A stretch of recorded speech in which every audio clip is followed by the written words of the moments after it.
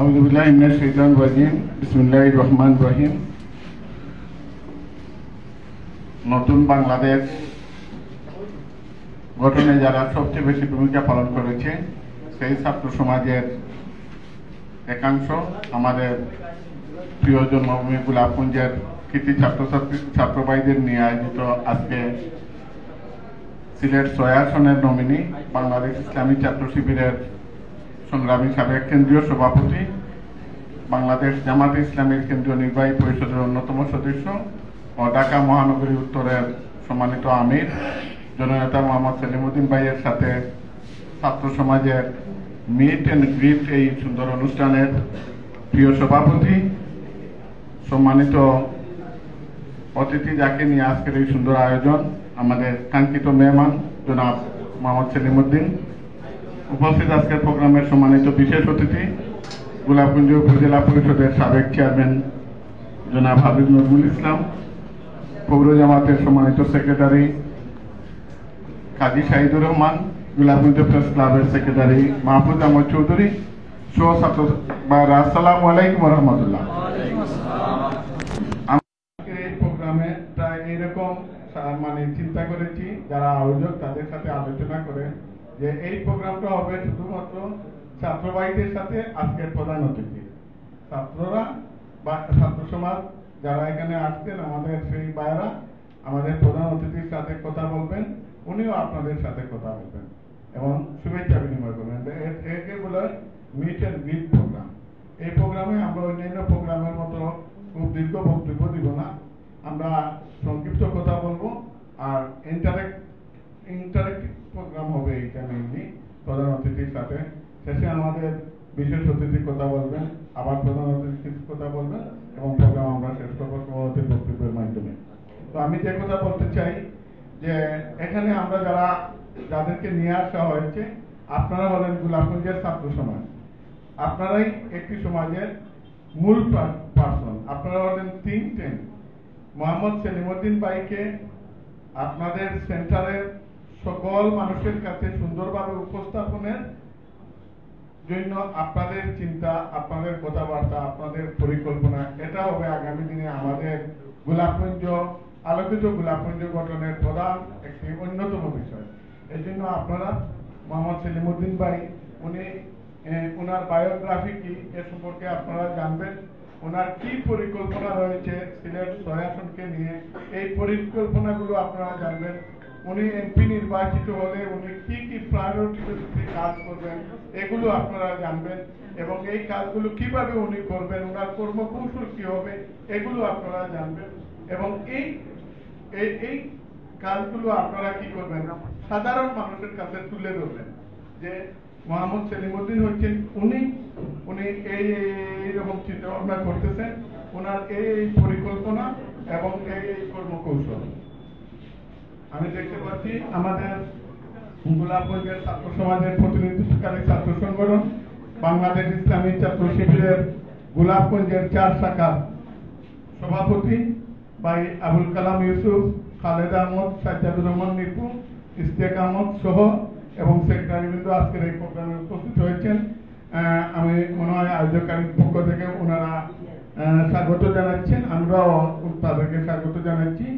আমি আর উদ্বোধনের স্বাগত বক্তব্য দীর্ঘায়িত করছি না, আমরা কিছু সময়ের ভিতরে সভাপতি এবং প্রোগ্রামের আয়োজনকারী ওনারা ওপেনলি ছাত্র ভাইদেরকে ফ্লোর দিবেন। আপনাদের জানার বিষয়গুলো আপনারা প্রধান অতিথির কাছ থেকে প্রশ্নের মাধ্যমে জেনে নেবেন। শেষে প্রধান অতিথিও আপনাদেরকে ওনার কিছু প্রশ্ন আছে, কিছু জানার আছে, এগুলো জানবেন এবং আমরা বিশেষ অতিথিবৃন্দের কথা শুনবো, আবার প্রধান অতিথির কথা শুনে আমরা প্রোগ্রাম শেষ করবো। ধন্যবাদ সবাইকে, আসসালামু আলাইকুম।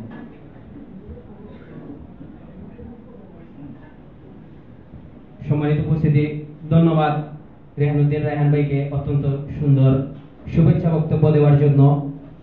আমরা দেখতে পাচ্ছি এই মুহূর্তে আমাদের মঞ্চে এসে উপস্থিত হয়েছেন গোলাপগঞ্জ উপজেলা ইসলামী ছাত্র শিবিরের পূর্বের সভাপতি জনাব সাজ্জাদুর রহমান নিপু ভাই। সাজ্জাদুর রহমান নিপু ভাইকে আমি আসন গ্রহণ করার জন্য আহ্বান করছি। উপস্থিত হয়েছেন গোলাপগঞ্জ উপজেলা ইসলামী ছাত্র শিবির এর পশ্চিমের সভাপতি জনাব আবুল কালাম ভাই। আবুল কালাম ভাইকে আমি আসন গ্রহণ করার জন্য আহ্বান করছি। উপস্থিত হয়েছেন বাংলাদেশ ইসলামী ছাত্র শিবির গোলাপগঞ্জ পৌর শাখার সম্মানিত সভাপতি জনাব ইশতিয়াক আহমদ ভাই। ইশতিয়াক আহমদ ভাইকে আমি আসন গ্রহণ করার জন্য আহ্বান করছি।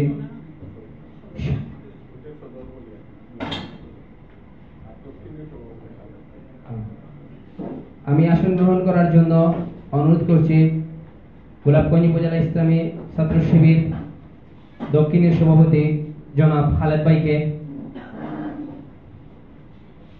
যেহেতু আজকের প্রোগ্রাম হচ্ছে মিট এন্ড গ্রেট, তাই আমরা আজকের প্রোগ্রামটি করার মূল লক্ষ্য হচ্ছে যে আমরা বিগত দিন দেখেছি যে আমরা বিভিন্ন এমপি পেয়েছি, মন্ত্রী পেয়েছি, যারা এই গোলাপগঞ্জকে সোনায় পরিণত করতে পারত, কিন্তু আমরা তারা সংসদে থাকা সত্ত্বেও আমরা কি পেলাম? আমরা তো কিছুই পাইনি। আপনারা দেখেন যে আপনাদের রাস্তা দেখেন, ব্রিজ দেখেন, আমরা কিছুই পাইনি। তার কারণ কি? তিনি সংসদে গেছেন, মন্ত্রণালয়ে গেছেন, তার পকেট পড়ছেন, নেতাবৃন্দদের পকেট পড়েছেন, এই শেষ।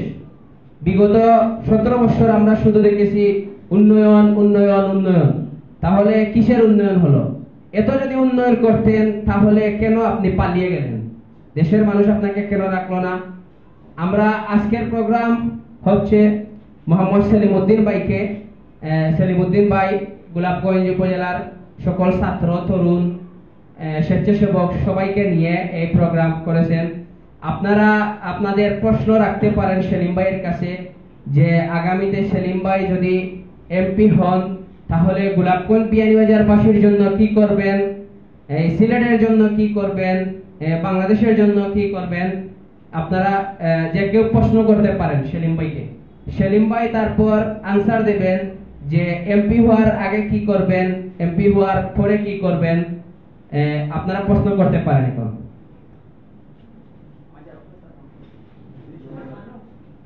প্রশ্ন করলে শোনা যাবে, বেশি লোক না তো।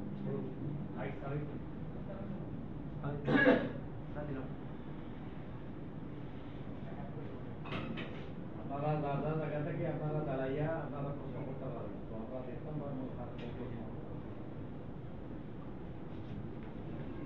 আপনারা নির্বিধায় প্রশ্ন করতে পারেন। যেহেতু সেলিম ভাই আমাদের একজন এমপি ক্যান্ডিডেট, আমরা যেহেতু একটি নতুন রাষ্ট্রে বসবাস করতেছি যেখানে আমরা প্রত্যেকটি নাগরিক সমানভাবে সুযোগ সুবিধা ভোগ করতে পারছি বিগত 9 মাস 10 মাস থেকে, তাহলে আপনারা আপনাদের এলাকার, ইউনিয়নের, পৌরসভার, ওয়ার্ডের যে কোনো বিষয়ে আপনারা সেলিম ভাইকে প্রশ্ন করতে পারেন। আজানের জন্য 2 মিনিট আমরা বিরতি নিচ্ছি।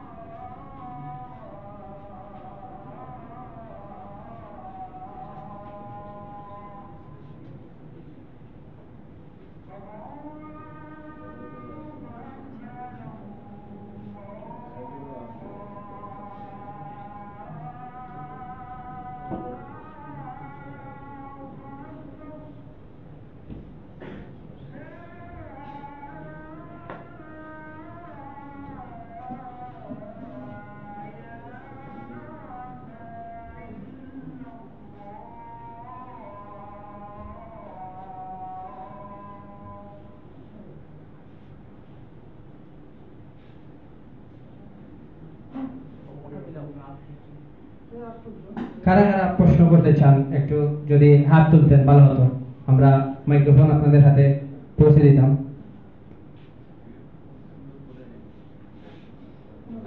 প্রশ্ন করবেন ছাত্র প্রতিনিধি শেখ ওসমান ফারুক। আসসালামু আলাইকুম। উপস্থিত সুপ্রিয় শিক্ষার্থীবৃন্দ,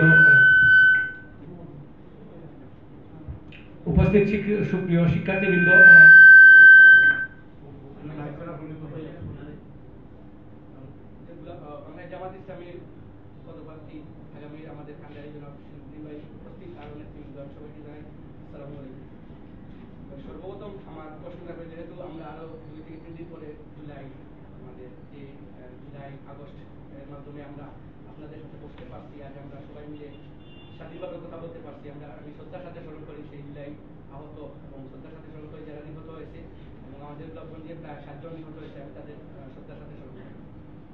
সর্বপ্রথম আমার আপনার কাছে আবদার থাকবে বা প্রশ্নই থাকবে, যেহেতু আপনি ঢাকা কেন্দ্রীয় কমিটি আছেন বা অনেকের সাথে আপনার উঠা বসা আছেন বর্তমান তত্ত্বাবধায়ক সরকারের সাথে, তো আমরা জানি 4 আগস্ট আন্দোলনের সময় আমাদের প্রায় 7 জন শহীদ হয়েছে। তো সর্বপ্রথম শহীদ হওয়ার পরেই আমরা যখন ট্রাফিকের দায়িত্ব পালন করি, তখন আমরা একটা চত্বর, অস্থায়ী চত্বর ওইখানে আমরা বসাই। তখন আমরা অনেক ইউরো মহোদয়ের কাছে, অনেকের কাছে আবদার করি যে আমাদের একটা শহীদ চত্বর দরকার। তো আমাদের সবাই বলেছে যে দিব বা কাজ চলছে, প্রক্রিয়াধীন, এভাবে আমরা শহীদ চত্বরটা আমরা পাইনি। আর আমাদের ব্লকগঞ্জ চৌমুহনীতে বর্তমানে শহীদ চত্বরটা খুব জরুরি। তো আমাদের আবদার থাকবে, যখন 4 আগস্ট আমাদের 7 জন শহীদ হয়েছে, এর আগে যদি এই জুলাই স্মৃতি হিসাবে আপনি যদি আমাদেরকে একটা চত্বর কোনোভাবে আপনি সুপারিশ করে বা আলোচিত করে আমাদেরকে দিতে পারেন, আমাদের তখন বেশ খুব উপকৃত হবে এবং ট্রাফিক জ্যামটা কম লাগবে। আর আরেকটা আমাদের আবদার আছে যে এখন আমরা meet and greet with Mohammad Sharifuddin, আপনি 6 আসনে নির্বাচন করবেন, আপনি যদি জনপ্রতিনিধি হন তাহলে তো আলহামদুলিল্লাহ আপনার সাথে সবসময় দেখা হবে। আপনি হন বা না হন, যদি আপনি জনপ্রতিনিধি হন তাহলে 2 মাস 3 মাস 6 মাস হোক আপনি না পারেন, প্রত্যেক বছর যে সময় অর্থ বছরের বাজেট পাস হবে, তখন আমরা চাই প্রত্যেকটা প্রতিষ্ঠানের মিনিমাম 2 থেকে 3 জন শিক্ষার্থী প্রতিনিধি, প্রত্যেক এলাকার মুরব্বী যারা আছেন তাদেরকে সাথে এই বাজেট মানে কি কাজ করা যায়, কি দিয়ে কাজ করবো, মানে এই টাকা আমরা কোথায় লাগালে ভালো হবে, সেই অনুসারে আমরা মিটিং করা প্রয়োজন বলে আমি মনে করি। আর আরেকটি ব্যাপারে, আমি যেহেতু আমার বাড়ি বাগা ইউনিয়ন, আমি দেখেছি যে বাগা ইউনিয়নের রাস্তাগুলোর কাজ মানে বিগত 5 বছর থেকে হচ্ছে বলে এই মনে করে এখান থেকে 2 কিলোমিটার কাজ হয়, তারপর আবার থেমে থাকে, আবার 2 কিলোমিটার হয় থেমে থাকে। বর্তমানে রাস্তার দিক দিয়ে দেখা গেলে সবচেয়ে বেশি অবহেলিত বাগা ইউনিয়নের রাস্তাগুলো। আপনি যদি দেখেন বৈটিকোট থেকে শুরু করে মেন রোড পর্যন্ত, ওইখানে গাড়ি কি মানুষই চলাচল করতে পারে না। ওইখানে 5 মিনিটের মুকামে টিল্লে একটা আছে, ওইখানে এমন ভাবে গর্ত হয় মানুষও এখানে চলাফেরা করতে পারে না। তো আমরা দেখছি যে মেইন রোড যেটা আছে ওটার বাজেট পাস হয়, কাজ হচ্ছে, বর্তমানে হচ্ছে, খুব ধীরগতিতে হচ্ছে। আপনি কদিন আগে গেছিলেন, যে পরিদর্শন করছে দেখছি আমরা। আমার প্রশ্ন থাকবে যে বৈটিকোট থেকে যে গাজীপুর পর্যন্ত রোড গেছে, গ্রামের আমাদের জন্য কোনো একটা কাজ করা। আর আপনি গত কয়েকদিন আগে 4 নম্বর ওয়ার্ডে গেছিলেন, যে আপনি বক্তৃতায় বলেছিলেন যে 50 লক্ষ টাকা আপনি দিয়েছিলেন প্রত্যেকটা উপজেলার জন্য, সেখানে বিয়ানীবাজার পৌরসভা, সেখানে বিয়ানীবাজার পৌরসভা আরো 50 লক্ষ টাকা এর করে 1 কোটি টাকা দিয়ে ওরা কাজ করছে। আমাদের ব্লকগঞ্জ পৌরসভা এই 50 লক্ষ টাকা দিয়ে কি কাজ করছে? আমাদের দেখার মতো তো কোনো এমন কাজ হয় না। মানে আমরা অনেক ছাত্র প্রতিনিধি আছি যারা আছি, আমরা অনেকগুলো দরখাস্ত আবেদন ওনাদের কাছে করেছি যে আমাদের ওইখানে রাস্তা নাই। কারণ আমি মনে করি বর্তমান জনপ্রতিনিধি থেকে সবচেয়ে ভালো জানবে স্টুডেন্ট, মানে স্টুডেন্টরা প্রত্যেকটা এলাকায় আছে, ওরা জানে কি অসুবিধা না অসুবিধা সবকিছু ওরাই জানে। তো আমরা অনেক আবেদন করেছি। তো আমি গত 2 দিন আগে কয়েকটি আবেদন করেছিলাম, অনেকে করেছিলেন, আমি অনুমোদের সাথে কথা বলেছি। উনি বলেছেন যে বর্তমানে সব বাজেট হয়ে গেছে, বাজেটের কাজ হয়ে গেছে, এখন বিল প্রদান করার সময়। এখন দেখেন বর্তমানে তত্ত্বাবধায়ক সরকার থাকার কারণে বর্তমানে ছাত্রছাত্রীরা যারা আছে তাদের যে দুর্বল দিক আছে বা যে জায়গায় কাজে লাগবে কাজ আছে, সেই কাজের আবেদন দিতেছে। যদি কোনো নির্বাচিত সরকার আসে তাহলে আমি মনে করি আর কেউ এটা দেবে না, কোনো ছাত্রছাত্রী নিজ ইচ্ছে কোনো কাজে আর এগিয়েও যাবে না। তো আমি চাই যে এই যে 50 লক্ষ টাকা আসছে, আমি চাই বর্তমানে পৌর প্রশাসক ইউনো মহোদয় আছে, উনি আমরা চাই যে আমরা ছাত্র প্রতিনিধি যারা আছি বা আমরা সবাই আছি মিলে উনি 50 লক্ষ টাকা কোন কাজে বের করেছেন আমাদের একটা হিসাব চাই। আপনি যখন আপনার মাধ্যমে এটা এসেছি, আপনার কাছে কি আমরা চাবো যে এই কাজটা আপনি যখন তদবির করবেন কি কি কাজে লাগিয়েছেন সেটা বেরতে চাই। আর আপনি বলেছিলেন যে বাগা এবং বাগা গোলাপগঞ্জে একটি সেতু তৈরি করবেন। আমরা গত এমপি নুইসাম নাইট সেই একইভাবে বলেছে আমরা সবাই বেশি চেয়ারম্যানকে ধন্যবাদ আমাদের অবশেষে ব্রিজ পাচ্ছি সেই আমরা নানানকে ধন্যবাদ জানিয়েছি আপনিও বক্তৃতা দিয়েছেন আমিও আপনার চেয়ারম্যান আমি বলেছি যে ধন্যবাদ এবার বুধবার হবে কিন্তু এটা কি আমাদের সবসময় কেউ ফেসবুকে পোস্টের শেয়ারের মাধ্যমে থেকে যাবে যে ধন্যবাদ এবার বুধবার হবে এটা কি এভাবেই থেকে যাবে নাকি আদৌ আমরা বাগাইবাসী ব্রিজ পাবো এই প্রশ্নগুলো কিছু প্রশ্নের উত্তর আমাদের নাজমুল দিলে আমাদের যে এই পর্যন্ত কার্যক্রমগুলো চলে আর তোমাদের যে শহীদ যে চত্বর এবং তোমাদেরকে পরামর্শ করে করা হচ্ছে এটা আমার পরিকল্পনার একটা পার্ট সেটা আমি করবো আমার প্রাথমিক আগার সহ আর তাদের পরে এই একসাথে শুনে আমরা দেখতে পাচ্ছি বিভিন্ন ইউনিয়ন থেকে আপনারা এসেছেন বিভিন্ন ওয়ার্ডের আপনার সুযোগ সুবিধা আপনারা বলতে পারেন পৌরসভার ভিতরে আপনারা বলতে পারেন বিভিন্ন ইউনিয়ন থেকে তো দেখতে পাচ্ছি প্রায় 11 ইউনিয়ন থেকেই উপস্থিত হয়েছেন ছাত্র প্রতিনিধিবৃন্দ আমার যুবক ভাইয়েরা আমি মাদ্রাসা শিক্ষার্থীদের একটু অনুরোধ করব যে আপনাদের যদি কোনো প্রশ্ন থাকে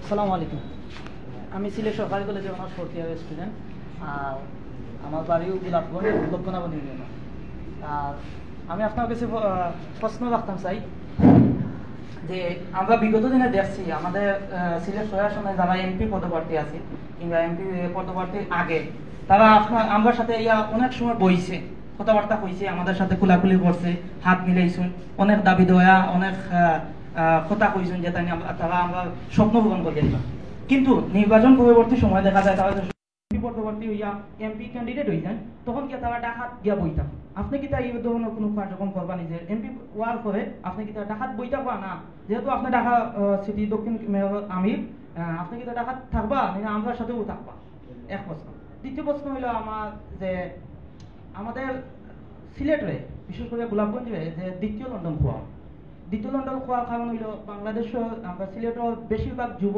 শ্রেণী তারা হায়ার এডুকেশনের লাগি ইউরোপ পাড়ি জমায় দেন তারা ব্যাক করে না বাংলাদেশে কারণ বাংলাদেশে ওয়েটা নাই তারা তারা ইউজ করতো তারা টেকনোলজিটা ইউজ করতো কিংবা কারিগরি শিক্ষার দিক দিয়ে কিংবা অন্যান্য কার্যক্রমের মধ্যে বাংলাদেশের মেধা যাচাই করা হয় না এই মেধা যাচাইয়ের লগে আপনার কোনো পরিকল্পনা আছে নি আপনার যে সিলেটের যুব সমাজে আবার ব্যাক করাইয়া দেশের কোনো সিলেটের ভিতরে কোনো কারিগরি প্রশিক্ষণ কেন্দ্র কিংবা কোনো চিন্তাধারণা আপনার আছে নি অক্টাটা জানতে চাই ধন্যবাদ সালাম আলাইকুম প্রশ্ন আর কোনো প্রশ্ন আছে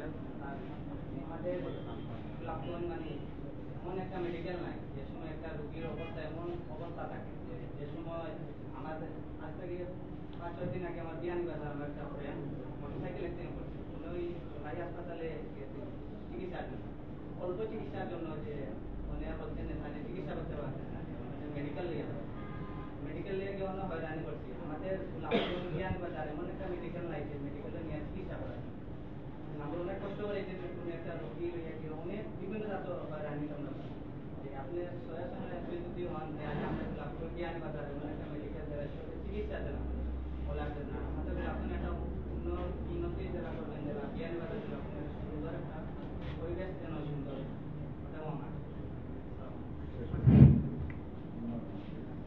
আসসালামু আলাইকুম আমি কইতাম আসলাম আর কি যে আমরা গোলাপগঞ্জ ছাত্র প্রতিনিধি যারা আছে আমরা সবাই মিলে মাঝখানে একবার ঘুরে ঘুরে গেছি যে আমরা গোলাপগঞ্জ থেকে গ্যাস উৎপন্ন হয় কিন্তু আমরা গোলাপগঞ্জ পর্যাপ্ত পরিমাণ গ্যাস তারা পায় না তো কিন্তু আমি আপনার গ্যাস উৎস বানিয়েছিলাম তারা বলছে যে এগুলো তো পর্যাপ্ত পরিমাণ আছে মন্ত্রণালয় পর্যন্ত যদি গিয়া সঠিক গাইডলাইন দেওয়া হয় হয়তো এগুলো পাওয়া যেতে পারে লাগে আমি অনুরোধ করবো আর কি এই বিষয়টা যাতে আপনি একটু নজর দিন যাতে আমরা সময় গেছেন মিটিং শেষে আমরা সাংবাদিক বলছিলাম তখন প্রতিষ্ঠান আমরা সাক্ষাৎ করে সেই পরবর্তীতে সময় এই বিষয়ে না দিয়েছে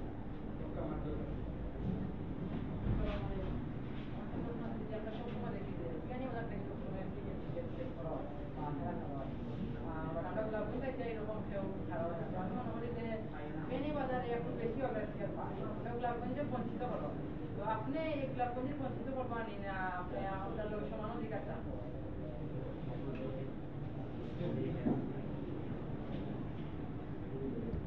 আর কেউ প্রশ্ন করতে চাইলে পারবা প্রশ্ন করতা।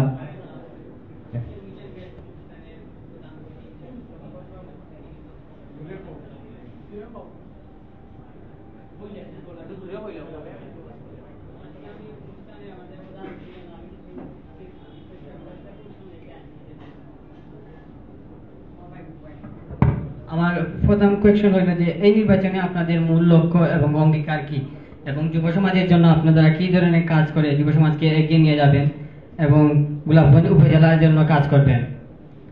স্বাস্থ্য শিক্ষা মান উন্নয়নে আপনি কি ধরনের উদ্যোগ গ্রহণ করবেন এবং অতীতে আপনি জনগণের জন্য কি কি কাজ ধরনের জনগণকে সাহায্য করেছেন এবং তার অনুপ্রেরণার জন্য আপনি কিছু উপস্থাপন করবেন।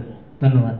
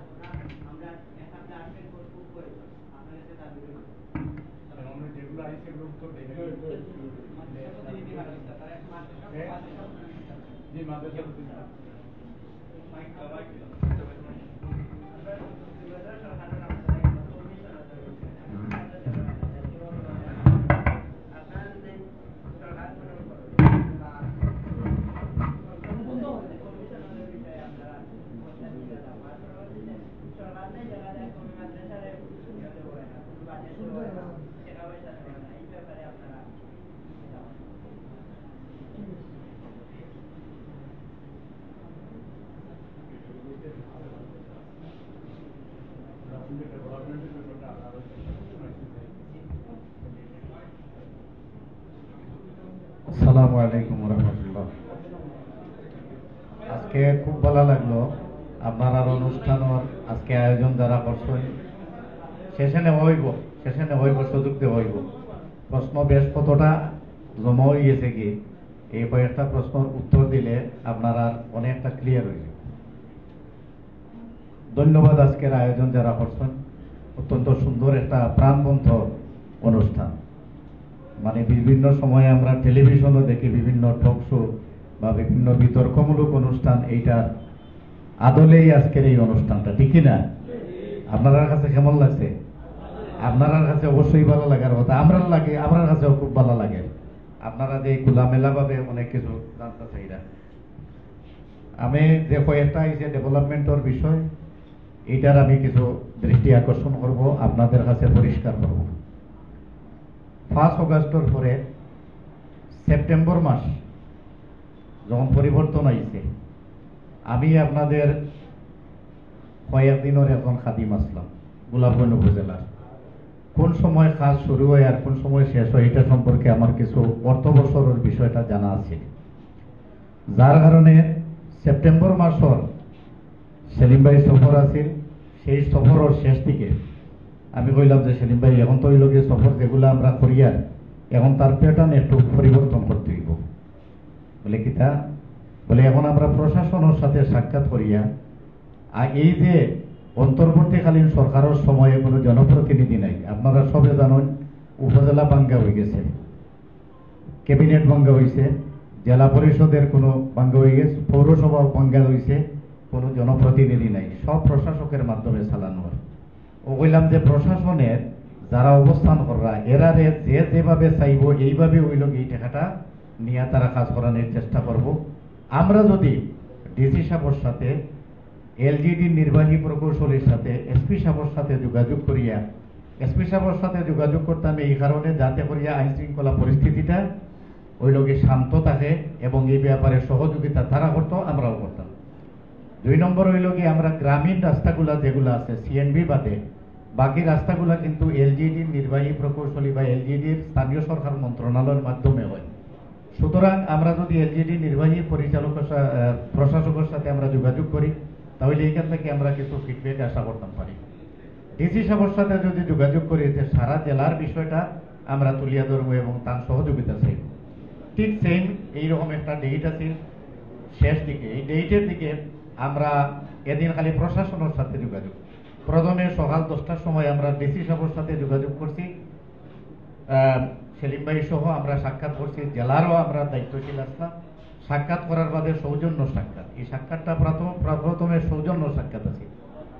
এর বাদে এই সাক্ষাৎও শেষে তার সহযোগিতা চাইছে যে আগামীতে যাতে করিয়া জেলা প্রশাসনের মাধ্যমে গোলাপগঞ্জ উপজেলা এবং বিয়ানীবাজার উপজেলা আমরা সহযোগিতা পাই, তাই না আশ্বাস দিচ্ছি।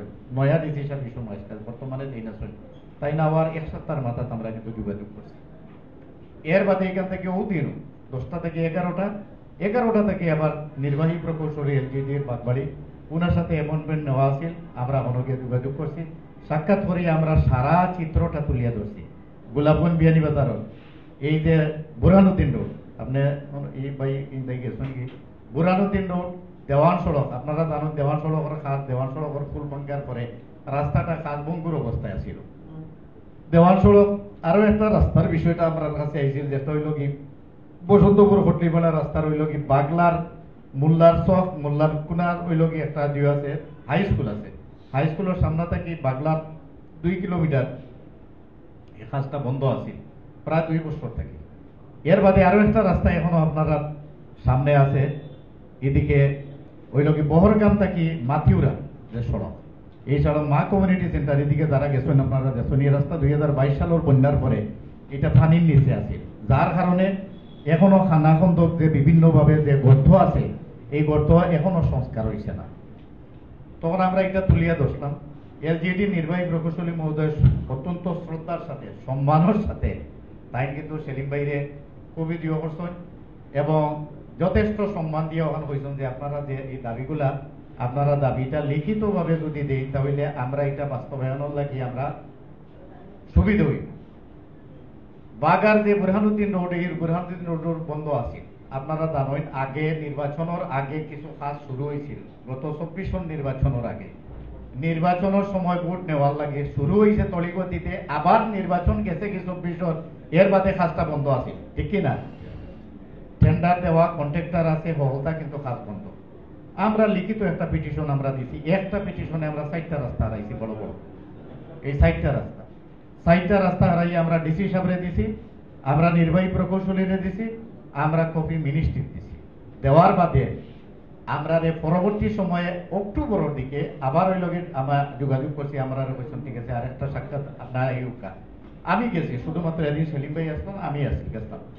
যাওয়ার বাদে এই যে বাগলার কন্ট্রাক্টর এবং বুরহানুদ্দিন রোডের কন্ট্রাক্টর, এই 2 কন্ট্রাক্টর আর দেওয়ান সড়কের কন্ট্রাক্টর 3 কন্ট্রাক্টরে তারা মনে হয় আগেও ইনফরমেশন দিয়ে রাখছি।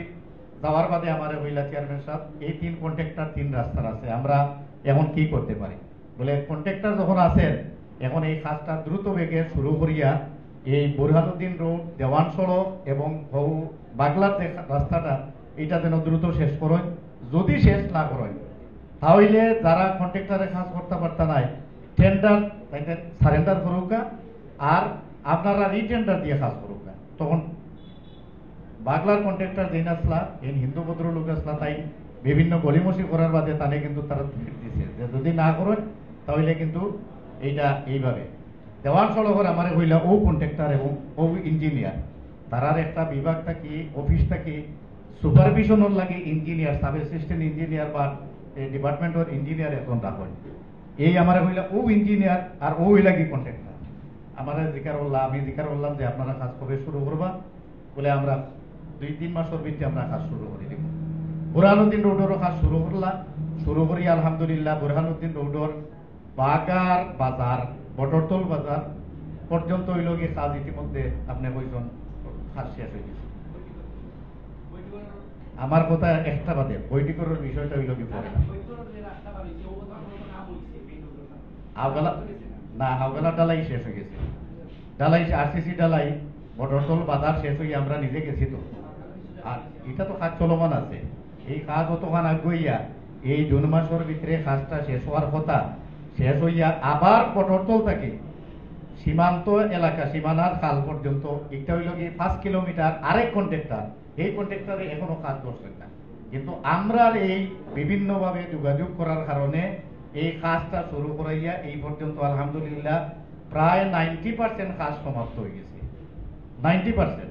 আমি গত মাসও আবার সেলিম ভাই সহ আমরা যোগাযোগ করছি, আমরা নির্বাহী প্রকৌশলী তাই বলছেন যে আপনারা এতটুকু কাজ হয়েছে, আপনারা গেলে আমরা গেছিলাম, আমরা দেখছি দেখিয়া ঠিকটা হয়েছে। দেওয়ান সড়কের কাজ কোনাচর পর্যন্ত যা ছিল এই কাজটা শেষ হয়ে গেছে। আবার হইল কি আমরা পরবর্তী সময়ে আইয়া কোনাচর পর্যন্ত যে কাজটা শুরু আছিল এইটা কাজ শেষ হয়েছে, দ্রুত গতিতে শেষ হয়েছে। বাগলার যে কাজটা যেটা আছিল আমরা 4টা রাস্তা কইছি, 4টা রাস্তা দিছিলাম। এই 4টার মাঝে বাগলার যে রাস্তাটা হাওটা কাজ আমরা অক্টোবর যখন হইল কি আবার যোগাযোগ করছি এবং এখানেও গেছিলাম, তারা অক্টোবরের পরে নভেম্বর দিকে না ডিসেম্বরের দিকে তারা কন্ট্রাক্টরের কাজ ধরিয়া আলহামদুলিল্লাহ কাজ এইটা বাগলার হইল গিয়ে খেলার মাঠ পর্যন্ত নয় নি, খেলার মাঠ পর্যন্ত আরসিসি ডালাইতে একটা ইগেলা হইল কি পিস হইছে, পিস আর হইল কি শেষ তখন হইল কি ফিনিশিং হয়। এই সময় সেলিম ভাই নিজে গেছেন, এটা গিয়ে আর উদ্বোধন করছেন, ফিনোর সাক্ষাৎকার দিছেন, আপনারা এটা দেখছেন। আর খেলার মাঠ পর্যন্ত আরসিসি ডালাই বাগলা বাজারের আগ থাকি খেলার মাঠের অগলা কতক্ষণ পর্যন্ত হইল কি আরসিসি ডালাই মজবুত হওয়ার লাগে, যেহেতু এটা রাস্তাটা হইল কি গ্রামের ভিতরে বিভিন্ন দিওর কারণে পিচ টিকতো না, তখন এটা কিন্তু ডালাই সহ আলহামদুলিল্লাহ 4টার মাঝে আমরা 3টা রাস্তার কাজ শেষ হয়েছে। একটা রাস্তার হইল কি টেন্ডার হয়েছে বহরগাম টু মাতিউরার যে রাস্তাটা, এই টেন্ডার প্রক্রিয়ার মাধ্যমে মনে হয় জুনের ভিতরে কাজ আর শুরু হয়েছে না, আমি এদিকে গেছি না, আর এই কাজটা শেষ হইব ইনশাল্লাহ। ই গেল একটা দেওয়ান সড়ক তখন শেষ হয়েছে কোনাচর পর্যন্ত। আমরা পরবর্তী সময়ে এই গোলাপগঞ্জ উপজেলার বেশ কয়েকটা রাস্তা নতুনভাবে আরো 8টা রাস্তা আমরা দিছি। দিয়ারই কইছি যে দেওয়ান সড়কের আমার ইঞ্জিনিয়ারে কইছেন যে আমরা যে বরাদ্দ আছিল যা আছিল আমরা ফান্ড শেষ, এখন নতুনভাবে যদি চেয়ারম্যান সাহেব আপনারা যদি সেলিম ভাইয়ের মাধ্যমে আপনারা মিনিস্ট্রি থেকে ফান্ড সহ আনতে পারেন তাহলে আমরা একটা দিওরে আমি কইছি যে আপনারা এস্টিমেট দেওকা। আমরা আরেকটা পিটিশন দিছি, এই পিটিশনে আমরা 7টা রাস্তা রাইছি। 7টা রাস্তার মাঝে একটা 7টা রাস্তার মাঝে হইল কি একটা হইল কি কোনাচর টু দেওয়ান সড়কের হইল কি ঢাকা দক্ষিণ পর্যন্ত, একটা হইল কি রাস্তা সংস্কার এবং বর্ধিতকরণ 2টা, কিন্তু দেওয়ানোর ফুল নাই। কিন্তু বলাবর এই জিনিসটা যেহেতু দেওয়ানোর ফুল নিয়ে একটা মামলা আছে পরিবেশ সবে জানেন, কারণ মামলাটা নিষ্পত্তি না হইলে মামলা নিষ্পত্তি এমপি না হইলে মামলা নিষ্পত্তি মনে করবে, তাই তো জনপ্রতিনিধি এখন হইছেন না। আলহামদুলিল্লাহ সেলিম ভাই জনপ্রতিনিধি না হওয়ার আগেও কাজ শুরু করতেন। আমরা এমপি সাহেব হলে অনেকে ভোট দিয়ে নির্বাচিত করার বাদেও এই কাজ হইছে না, কাজ শুরু হইছে না।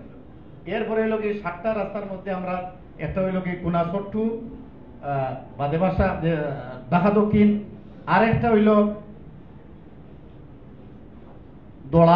দোড়াতে নোয়া মসজিদ থেকে দোড়ার হইল কি হৌসাইতে একটা রাস্তা করুন অবস্থা, দোলার কতখান প্রাইমারি স্কুল পর্যন্ত হয়েছে, কিন্তু ইলাইগন পর্যন্ত এই রাস্তাটা আমরা সীমান্তবর্তী একটা এরিয়া, এটা হয়েছে না, আমরা আগুয়া হারাইছি গেল 2টা।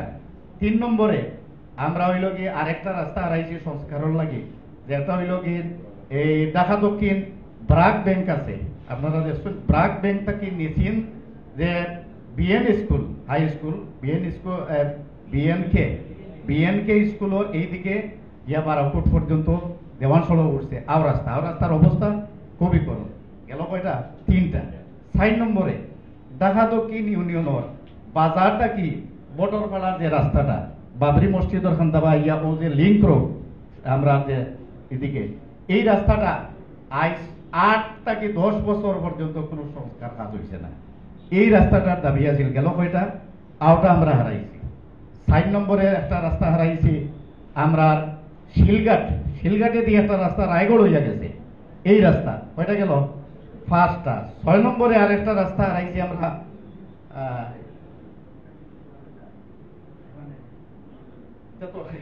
লেখা আনছি না, এটা তো 6 নম্বরে আরেকটা রাস্তা এটা বাদেবাসার আরেকটা রাস্তা হামাইছে।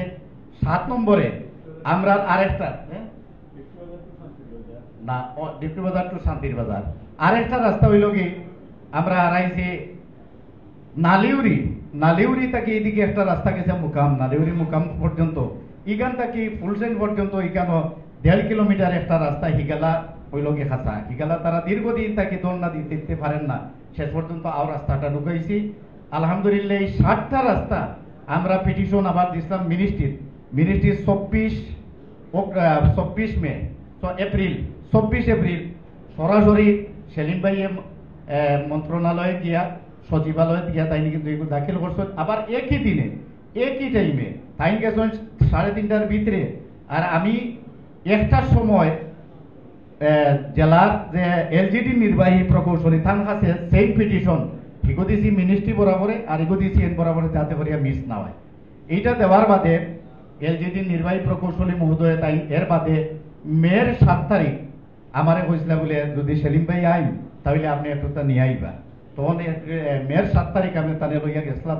যাওয়ার বাদে এই রাস্তাগুলা সম্পর্কে তাই লেখিয়া তাই আবার এখান থেকে পাঠাইছেন এলজিডির ইঞ্জিনিয়ার গোলাপগঞ্জ যে এই সবগুলা রাস্তার এস্টিমেট দেওয়ার লাগে, কোন কোন কাজ আমারে কইছেন যে কিভাবে হইল। আমি কইছি আপনি কৌকা কোন পদ্ধতিতে আপনারা কাজটা করলে দ্রুত এই কাজটা হইব।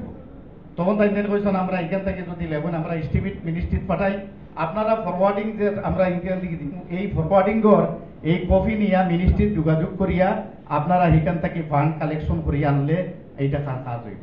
আলহামদুলিল্লাহ আমি উপজেলা প্রশাসনকে ধন্যবাদ জানাই, নির্বাহী প্রকৌশলীরে ধন্যবাদ জানাই। আমি কইয়া লাইনে এই যে বিষয়টা তখন হইল কি তারা এটা দিছেন পৌরসভার ইঞ্জিনিয়ার হলে ফাইয়া এটার সাথে সাথে কিন্তু তারা এস্টিমেট পর্যন্ত ফাটাইছেন। তারা যে এস্টিমেট দেখু ফাটাইছেন এই কপিটা আবার আমাকে দিছেন। আমি কপিটার সাথে সাথে আমরা এমপি আগামী দিনের এমপি সাহেবের দিছি ফরওয়ার্ড করিয়া তাই নিগুনিয়া মিনিস্ট্রিতে আবার যোগাযোগ করছেন। এই লোকের বিষয় হাত চলমান। 2 নম্বরে আবার ও দিন 24 তারিখ 24 এটা এপ্রিল আমরা বাগার যে ব্রিজর হতো আপনারা কইছেন মুলাজুলানি, আমরা মুলাজুলানি নাই অতীতে যারা দিয়েছেন আমি সেদিনও বক্তব্য কইছি। এই দিনও আমরা একসাথে আলাদা একটা পিটিশন দিছিলাম যে বাগা সুরমা নদীর উপরে খান্দিগাঁও খেয়াঘাটে দি এখানে যেন একটা ব্রিজ নির্মাণ করা হয়। এইটা মিনিস্ট্রি তখন তারা এখানেও পাঠাইছে। এখান থেকে পাঠানোর বাদে আউটা এস্টিমেট ফিজিবিলিটি স্টাডি একটা জিনিস পুরো রিপোর্ট সহ এটা আমার মোবাইলও আছে। এইটা সারা তারা কিন্তু আবার ফরওয়ার্ডিং করিয়া দিছে। এখন হইল কি মিনিস্ট্রি থাকি আবার সেলিম ভাইয়ে তাই হইল কি যোগাযোগ করিয়া চিফ ইঞ্জিনিয়ারের সাথে যোগাযোগ করছেন। চিফ ইঞ্জিনিয়ারে কইছেন আমি আপনার ব্রিজটা আমি ইনশাল্লাহ করে দেব। এখন এটা দিতে হইলে একটা সিস্টেম লাগে। সেলিম ভাইয়ে তাই এখনো যোগাযোগ করা বিভিন্নভাবে যোগাযোগ করিয়া ফিজিবিলিটি স্টাডির পুরা রিপোর্টটা এখান থেকে যেগু গেছে এগুলো আবার তারা মিনিস্ট্রি থেকে আইব, আইয়া তারা একটা দলে তারা এগু জিও করিয়া তারা একটা সুন্দরভাবে একটা এস্টিমেট দিব। ও এস্টিমেটের আলোকে একটা অনুমোদন হইব, এর বাদে একনেকো বাজেট পাস হইব, তার বাদে টেন্ডার হইব, এরপরে হইল কি ব্রিজ হইব।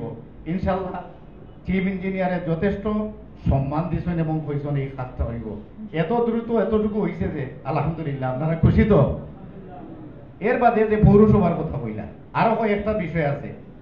বাগাবাসী এবং গোলাপগঞ্জ বিয়ানীবাজারবাসী যতটা নদী ভাঙ্গন আছে 20টা বছর একজন মানুষ এমপি এবং মন্ত্রী আসলা কোনো একটা নদী ভাঙ্গনের কোনো জায়গায় কাজ হয়েছে সুরমা এবং কুশিয়ারাত?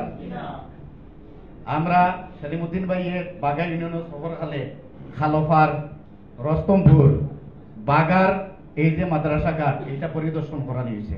পরিদর্শন করিয়া আবার বৈরাগী বাজার, এরপরে সরিয়া, কুশিয়ারার মিরগঞ্জের ওইলগে মাছফাড়া, আমকুনা, এরপরে আরো কয়েকটা স্পট কুশিয়ারা এবং সুরমা নদীর 13টা স্পটর আমরা একটা প্রজেক্ট তৈরি করিয়া আমরা পানি উন্নয়ন বোর্ডের আমরা এটা দাখিল করছি সরাসরি মিনিস্টারের সাথে। এই যে পানি উন্নয়ন বোর্ডের সচিবের সাথে কথা হয়েছে, তাই আশ্বাস দিচ্ছেন এইগুলা এবং আহ্বানও কপি হয়েছে। আমি পরবর্তী সময়ে এই গত সপ্তাহ থেকে যোগাযোগ করছি পানি উন্নয়ন বোর্ডের যে এখানোর যে নির্বাহী প্রকৌশলী তাই কইছেন তার কাছে কপি হয়েছে। আপনারা আমারে কইছেন যে জুলাইয়ের শেষ দিকে আমি একবার গিয়ে যোগাযোগ করতাম কতটুকু খাত অগ্রসর এই বিষয়টা তাই একটা ফিডব্যাক দিবা গেল নদী ভাঙ্গনের বিষয়। এরপরের বিষয়টা হইল আমরা এই পৌরসভার উন্নয়নের লাগে আমরা স্পেসিফিক হঠাৎ করে একদিন আমারে সেলিম ভাইয়ে কইলা মনে হয় ডিসেম্বর না জানুয়ারির দিকে যে পৌরসভার একটা ফান্ড আছে, আপনি জরুরি ভিত্তিতে কয়েকটা রাস্তা দেখবা। পৌরসভার আমির সাহেবের ফোন দিছি, রায়হান ভাইয়ের ফোন দিছি, রায়হান ভাই সিলেট কোনো একটা কাজে ব্যস্ত আসতে তাই নিতে পারছেন না। আমির সাহেবের নিয়ে কয়েকটা রাস্তা আমারে দেখাইছেন, 7টা রাস্তা 8টা রাস্তা পৌরসভার এইটা দেখছেন যে এই রাস্তাগুলা এখনো বাকি আছে। আপনারা বলছেন কোন কোন রাস্তা? 4 নম্বর ওয়ার্ডর মৌলভীর খালর ওদিকে হইল দাড়িপাতনের একটা রাস্তা গেছে, এই রাস্তা। এর বাদে হইল কি রনিগালী 6 নম্বর ওয়ার্ডের একটা রাস্তা, রনিগালীর 9 নম্বর ওয়ার্ডের একটা রাস্তা। এর বাদে খালফার ও সাইডে 3 নম্বর ওয়ার্ডের খালফার ব্রিজ আছে, ব্রিজের সাথে হইল কি একটা রাস্তা। আবার ব্রিজের হৌ সাইডে মৌলানা আব্দুল কুদ্দুস সাহেব যে বাড়ি বানাইছেন থানো বাড়ির খান্দাবাদ এইটা আরেকটা রাস্তা, এইটা ছোট রাস্তা এইটা। এই সমস্ত দিয়া পুরা 7টা রাস্তা দিয়ে আমরা প্রজেক্ট পাঠাইছিলাম। এই প্রজেক্টের এগেইনস্টে গোলাপগঞ্জ এবং বিয়ানীবাজার 2টা টাইম চাইছিলা বরাদ্দ, প্রায় বড় অঙ্কর বরাদ্দ চাইছিলা। তারা 50 লাখ টাকা করে আপাতত দিয়া এটা রইল কি এইটা যে মিনিস্ট্রির তারা এটা ইয়ে করছে যে রিসিভ করছে, এইটার সাথে কিন্তু দিছে, এটার এগেইনস্টে এই রাস্তাগুলার বরাদ্দ দিছে। এই বরাদ্দ দেওয়ার বাদে আনার বাদে পৌরসভার ইঞ্জিনিয়ার এবং অন্যান্য যারা এরা এটা নগর উন্নয়ন পরিকল্পনা এইটা তারা কাজ করাইতে পারতো না। আমি বললাম ঠিক আছে এই করাইতে পারবে না, তুমি অন্যটা করাও। অন্যটাতে আমরা দিলাম। এখন তারা শেষ পর্যন্ত আমি সেক্রেটারি হিসাবে আসুন থানে সহ দিয়া দিলাম যে আমি তো রেগুলার আইতাম পারতাম না, সেক্রেটারি হিসাবে এই রাস্তাগুলা দেখাইয়া দিবা, আপনারা এই রাস্তা কাজ করুক। এটা হইল কি মে মাসও এটা করতে গিয়ে আর তারা টেন্ডার প্রক্রিয়া করার আগে রাস্তাটা দেখানির লাগে আমরা দেখাইছি। তারা একটা রাস্তা শুধুমাত্র 9 নম্বর ওয়ার্ডের নরুফালার যে রাস্তা, এই রাস্তা তৈল কি 12 লাখ প্লাস প্রায় 13 লাখ টাকার একটা প্রজেক্ট নিছে।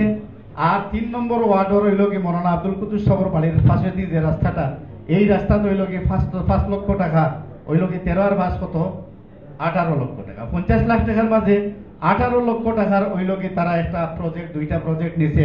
আর বাকি হইল কি কত 32 লাখ টাকা, 32 লাখ টাকা নাই। এই 32 লাখ টাকা এখন কোন জায়গায় তারা দিয়ে করছেন এখনো আমরা সঠিকভাবে কোনো জিনিস এখনো কইছেন না। তারা কইছেন বিভিন্ন রাস্তার তারা এগো বরাদ্দ। আমি উঠিয়ারে কইলাম যে আপনারা যে বরাদ্দ দিলা বিভিন্ন রাস্তা, এটা তো হইল কি পলিটিক্যাল হইল কি তদবিরের মাধ্যমে আমরা একজন কেন্দ্রীয় নেতা জাতীয় নেতা তাই নিকান থেকে তদবির করিয়া আনছেন মিনিস্ট্রি থেকে, আপনারা থানে বাইপাস করিয়া অন্য রাস্তা দেওয়ার আপনারা তৈল কি হিকানো এডিবি থেকে একটা বরাদ্দ আইছে বৎসর। এর বাদে পৌরসভার একটা রাজস্ব তহবিল আছে, হকটা থেকে আপনারা করতে পারেন। এই টাকাটা তো ডাইভার্ট করিয়া নেওয়ার কোনো কথা নাই।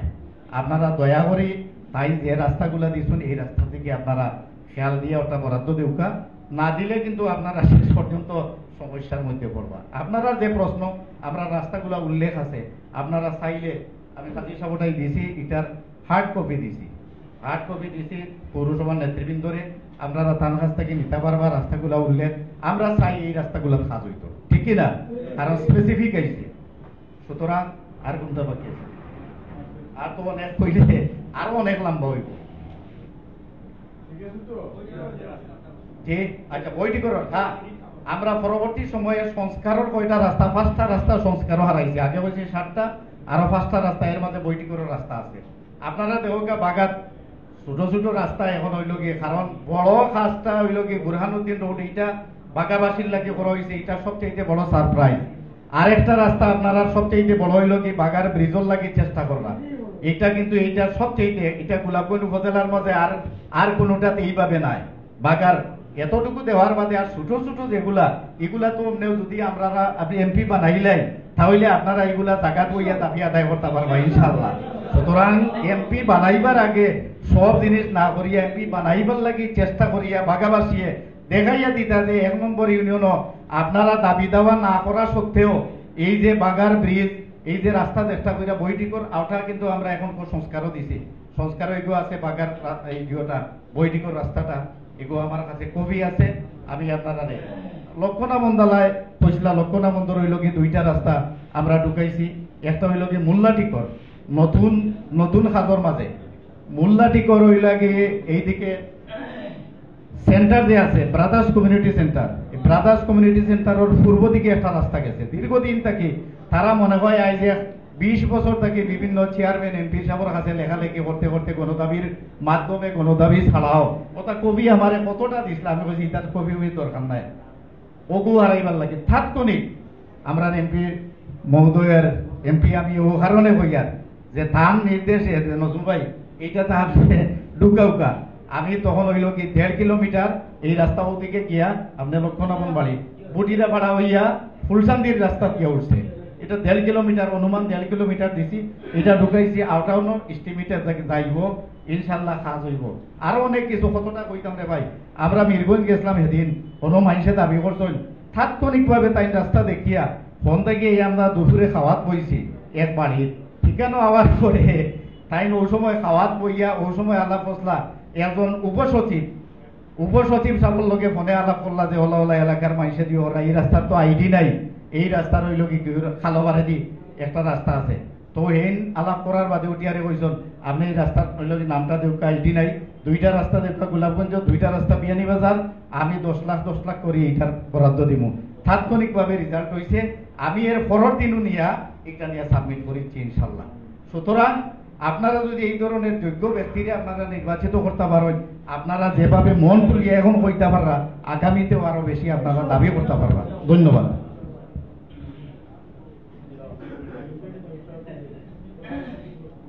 সম্মানিত উপস্থিতি ধন্যবাদ আমাদের গোলাপগঞ্জ উপজেলা পরিষদের সাবেক চেয়ারম্যান জনাব নজরুল ইসলাম ভাইকে আসলে সময় সংক্ষিপ্ত সেলিম ভাইয়ের বক্তব্য রয়ে গেছে আমি দুটি কথা বলতে চাই যে আমরা যে এতগুলো দাবি দিতেছি আসলে সেলিম ভাই কিন্তু বর্তমানে সংসদে যাননি মন্ত্রীও হননি বর্তমানে অন্তর্বর্তীকালীন সরকার সেলিম ভাই যে এতটুকু করেছেন আমরা ছাত্র সমাজ এবং গোলাপগঞ্জ যুব সমাজের পক্ষ থেকে আপনাকে অসংখ্য ধন্যবাদ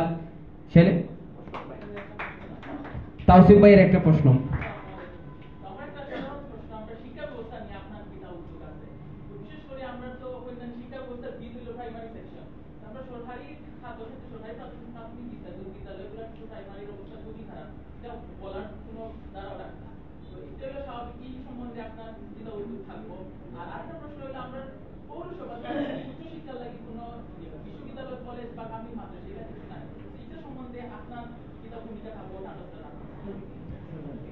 ধন্যবাদ ভাই আসলে বিষয় হচ্ছে যে বিভিন্ন সময় কাজ করাতে হলে আপনারা যদি সংসদে না যান তাহলে অনেক বাজেটও আনা সম্ভব নয় বা কাজও করা সম্ভব নয় আমরা আশা করি যে আপনি যদি এমপি হন তাহলে আমাদের যতগুলো প্রশ্ন আছে আমাদের যতগুলো দাবি দয়া আছে আমি বিশ্বাস করি আপনি আমাদের গোলাপগঞ্জ বিয়ানীবাজারবাসীর জন্য অবশ্যই করবেন সম্মানিত উপস্থিতি সময় সংক্ষিপ্ত আপনারা এত কষ্ট করে উপস্থিত হয়েছেন ধন্যবাদ সবাইকে এ পর্যায়ে আমাদের সামনে প্রধান অতিথির বক্তব্য নিয়ে আসবেন বাংলাদেশ জামাতে ইসলামী ছাত্র শিবিরের সাবেক কেন্দ্রীয় সভাপতি বাংলাদেশ জামাতে ইসলামী ঢাকা উত্তর মহানগরীর আমির বাংলাদেশ জামাতে ইসলামী কেন্দ্রীয় নির্বাহী পরিষদের অন্যতম সদস্য গোলাপগঞ্জ বিয়ানীবাজার উন্নয়ন ফোরামের সম্মানিত চেয়ারম্যান গোলাপগঞ্জ বিয়ানীবাজারবাসী যাকে নিয়ে স্বপ্ন দেখে আমরা বিশ্বাস করি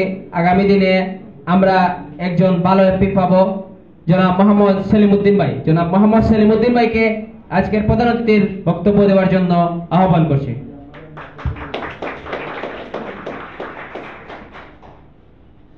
বিসমিল্লাহির রহমানির রহিম আজকে মিট অ্যান্ড গ্রিট অনুষ্ঠানে তারুণ্যের প্রতীক গোলাপগঞ্জ উপজেলার যারা তরুণ সমাজ তাদেরকে নিয়ে আয়োজনের প্রিয় সভাপতি মঞ্চে উপবিষ্ট সাবেক উপজেলা চেয়ারম্যান জনাব হাফেজ নজরুল ইসলাম সাহেব রেহানুদ্দিন রায়হান সাহেব সহ বিশিষ্ট সাংবাদিক মাহফুজুর রহমান চৌধুরী সহ নেতৃবৃন্দ প্রিয় আমার একান্ত প্রিয় তরুণ বন্ধুরা এরই মধ্যে হাংরি পিপল যারা তারা চলে গেছে দেখছে যে এখানে খাবার চাইতে বাইরে গিয়ে কিছু খাইয়ে ফেলে বাকি যারা আছে তারাও যদি আস্তে আস্তে যাওয়া শুরু করে তাহলে কিন্তু খাবার কিন্তু সব থেকে যাবে খাবার কিন্তু ভালো আয়োজন আছে কেমন প্রথম আমি যেটা অ্যাটেনশন ড্র করতেছি এক একজন এক এক দিকে মিটিং করতেছে সবাই একদিকে মিটিং করে সবাইকে আমার দিকে আমি অ্যাটেনশন দেওয়ার জন্য, সোজা হয়ে বসার জন্য অনুরোধ করছি। আমি চেষ্টা করব 30 মিনিটসের মধ্যে প্রশ্ন উত্তর সহ বক্তব্য শেষ করার জন্য, যদি তোমরা সবাই আমাকে সহযোগিতা করো। এখন 20 বাজে, 30 মিনিটস হলে 50 হবে, 9:50-এর মধ্যে আমি শেষ করতে চাই। আর তোমরা যদি অসহযোগিতা করো তাহলে আরো 10 মিনিট বাড়বে, কারণ তখন আমার কথাটা একটু এলোমেলো হবে, এই জন্য আরো 10 মিনিটস বেড়ে যেতে পারে বা আরো বেশি বেড়ে যেতে পারে। আমার প্ল্যান হলো 30 মিনিটস। তোমরা কেউ একটা কথা বলবা না, দেখি তোমাদের ধৈর্য কেমন। এই যে একজন আরেকজনের কাঁধে ধরে কথা বলতেছো যে এ বন্ধু লাল গেঞ্জি দুইজন, তোমরা কথা বলা বন্ধ করো, কারণ বক্তার জন্য এটা একটা অসুবিধা। শ্রোতা যদি অমনোযোগী হয় তাহলে বক্তা কিন্তু তার বক্তৃতা কমপ্লিট করতে অসুবিধা হয়। এই জন্য তোমরা একটু আমাকে সহযোগিতা করো, আমিও তো ভালো বক্তা না, এই জন্য তোমাদের সহযোগিতা। প্রথমে আমি স্মরণ করছি আমাদের জুলাই বিপ্লবের যারা শহীদ, সারা দেশে প্রায় 2000 যারা শহীদ হয়েছেন, শহীদ আবু সাইদ, শহীদ মুগ্ধ সহ প্রায় 2000 শহীদদের আমরা স্মরণ করছি এবং তাদের জন্য মহান আল্লাহর দরবারে মাগফিরাত এবং উচ্চ মর্যাদা কামনা করছি। বিশেষ করে আমাদের গোলাপগঞ্জে যে 7 জন শহীদ হয়েছেন তাদের প্রতি আমরা বিশেষভাবে শ্রদ্ধা প্রদর্শন করছি। আহত হয়ে ঢাকার পঙ্গু হাসপাতাল সহ সারা বাংলাদেশে এখনো হাজার হাজার, প্রায় 40,000 লোক আহত হয়েছে, তার মধ্যে কয়েক হাজার লোক এখনো হাসপাতালেই আছে এবং খুবই মানবেতর জীবনযাপন করছে। আমরা তাদের প্রতি সমবেদনা জ্ঞাপন করছি। আল্লাহ যেন দ্রুত তাদেরকে আরোগ্য দেন, তারা যেন তাদের পরিবারে ফিরে যান, কর্মস্থলে ফিরে যান, মাবুদের কাছে সে দোয়া করছি। প্রিয় বন্ধুরা, আমরা 2টা অ্যাসপেক্টে কথা বলতে চাই। প্রথমটা হচ্ছে, আমার কথার মধ্যে তোমাদের প্রশ্নের উত্তর এসে যাবে, যদি ছুটে যায় সেটা পরে অ্যাড করে দিব। আমার কথার মধ্যে তোমাদের প্রশ্নের যে উত্তরগুলো সেটা এসে যাবে একসাথে। প্রশ্নের উত্তর এবং বক্তৃতা দিচ্ছি সময় বাঁচানোর জন্য। প্রথম হলো যে আমাদের প্রেজেন্ট যে অবস্থা, এই হলে না, প্রেজেন্ট পৃথিবীতে, এই দুনিয়াতে যে আমরা আছি, এটা ভেরি ভেরি টেম্পোরারি একটা অবস্থা। এটা কোরআনে এটাকে 1 সেকেন্ডের সাথে তুলনা করা হয়েছে, 1 মিনিটের মতো। 1 মিনিটের 60 ভাগের 1। ইজা জা আজালুহুম লা ইস্তাখিরুনা সাআতান ওয়া লা ইস্তাকবিরুন। মৃত্যু যখন এসে যাবে, 1 সেকেন্ড ঘড়ির কাঁটায় যে সেকেন্ড ওঠানামা করে, এইটাও তোমাকে অতিরিক্ত দেওয়া হবে না। তাহলে আমরা এখান থেকে চলে যেতেই হবে। Everyone shall test death. মৃত্যুর স্বাদ আমাদেরকে নিতেই হবে। তাইলে মরার পরে আমরা কি এইভাবে একসঙ্গে সবাই কবরে যাব? যদি একসঙ্গে মরিও, কবর কি একসাথে দেওয়া হবে? কবর কিন্তু আলাদা না হবে। সেই কবরে কোনো বন্ধু বন্ধুর সাথে যাবে না, মা বাবা সন্তানের সাথে যাবে না, সন্তান মা বাবার সাথে যাবে না, সবাই একাকি যাবে।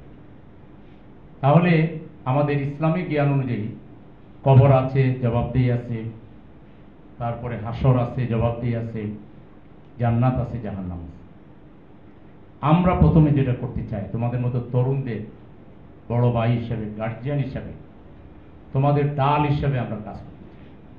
আমরা তোমাদেরকে এমন একটা সংস্পর্শ দিতে চাই, সঙ্গ দিতে চাই, তোমাদের সহযাত্রী হতে চাই, যেন বন্ধু তোমাকে শেষ পর্যন্ত জাহান্নামের আগুনে চলবে না। তোমার এমন একটা গার্জিয়ানশিপ দরকার, এমন একটা সংস্পর্শ দরকার, বন্ধুত্ব দরকার, যে বন্ধুত্ব তোমাকে পরকালে ধ্বংসের হাত থেকে, জাহান্নামের আগুন থেকে রক্ষা করবে। আমরা তোমাদেরকে সেই ধরনের নৈতিক সহযোগিতা, সেই ধরনের তোমাদেরকে কল্যাণধর্মী সহযোগিতা দিতে চাই। এটা কিন্তু ছোট জিনিস। তোমার এই সুন্দর দেহটা আগুনে জ্বলবে, কবরের মধ্যে জ্বলবে এবং জাহান্নামে গিয়ে স্থায়ীভাবে জ্বলবে, এটা কখনো কাম্য হতে পারে না।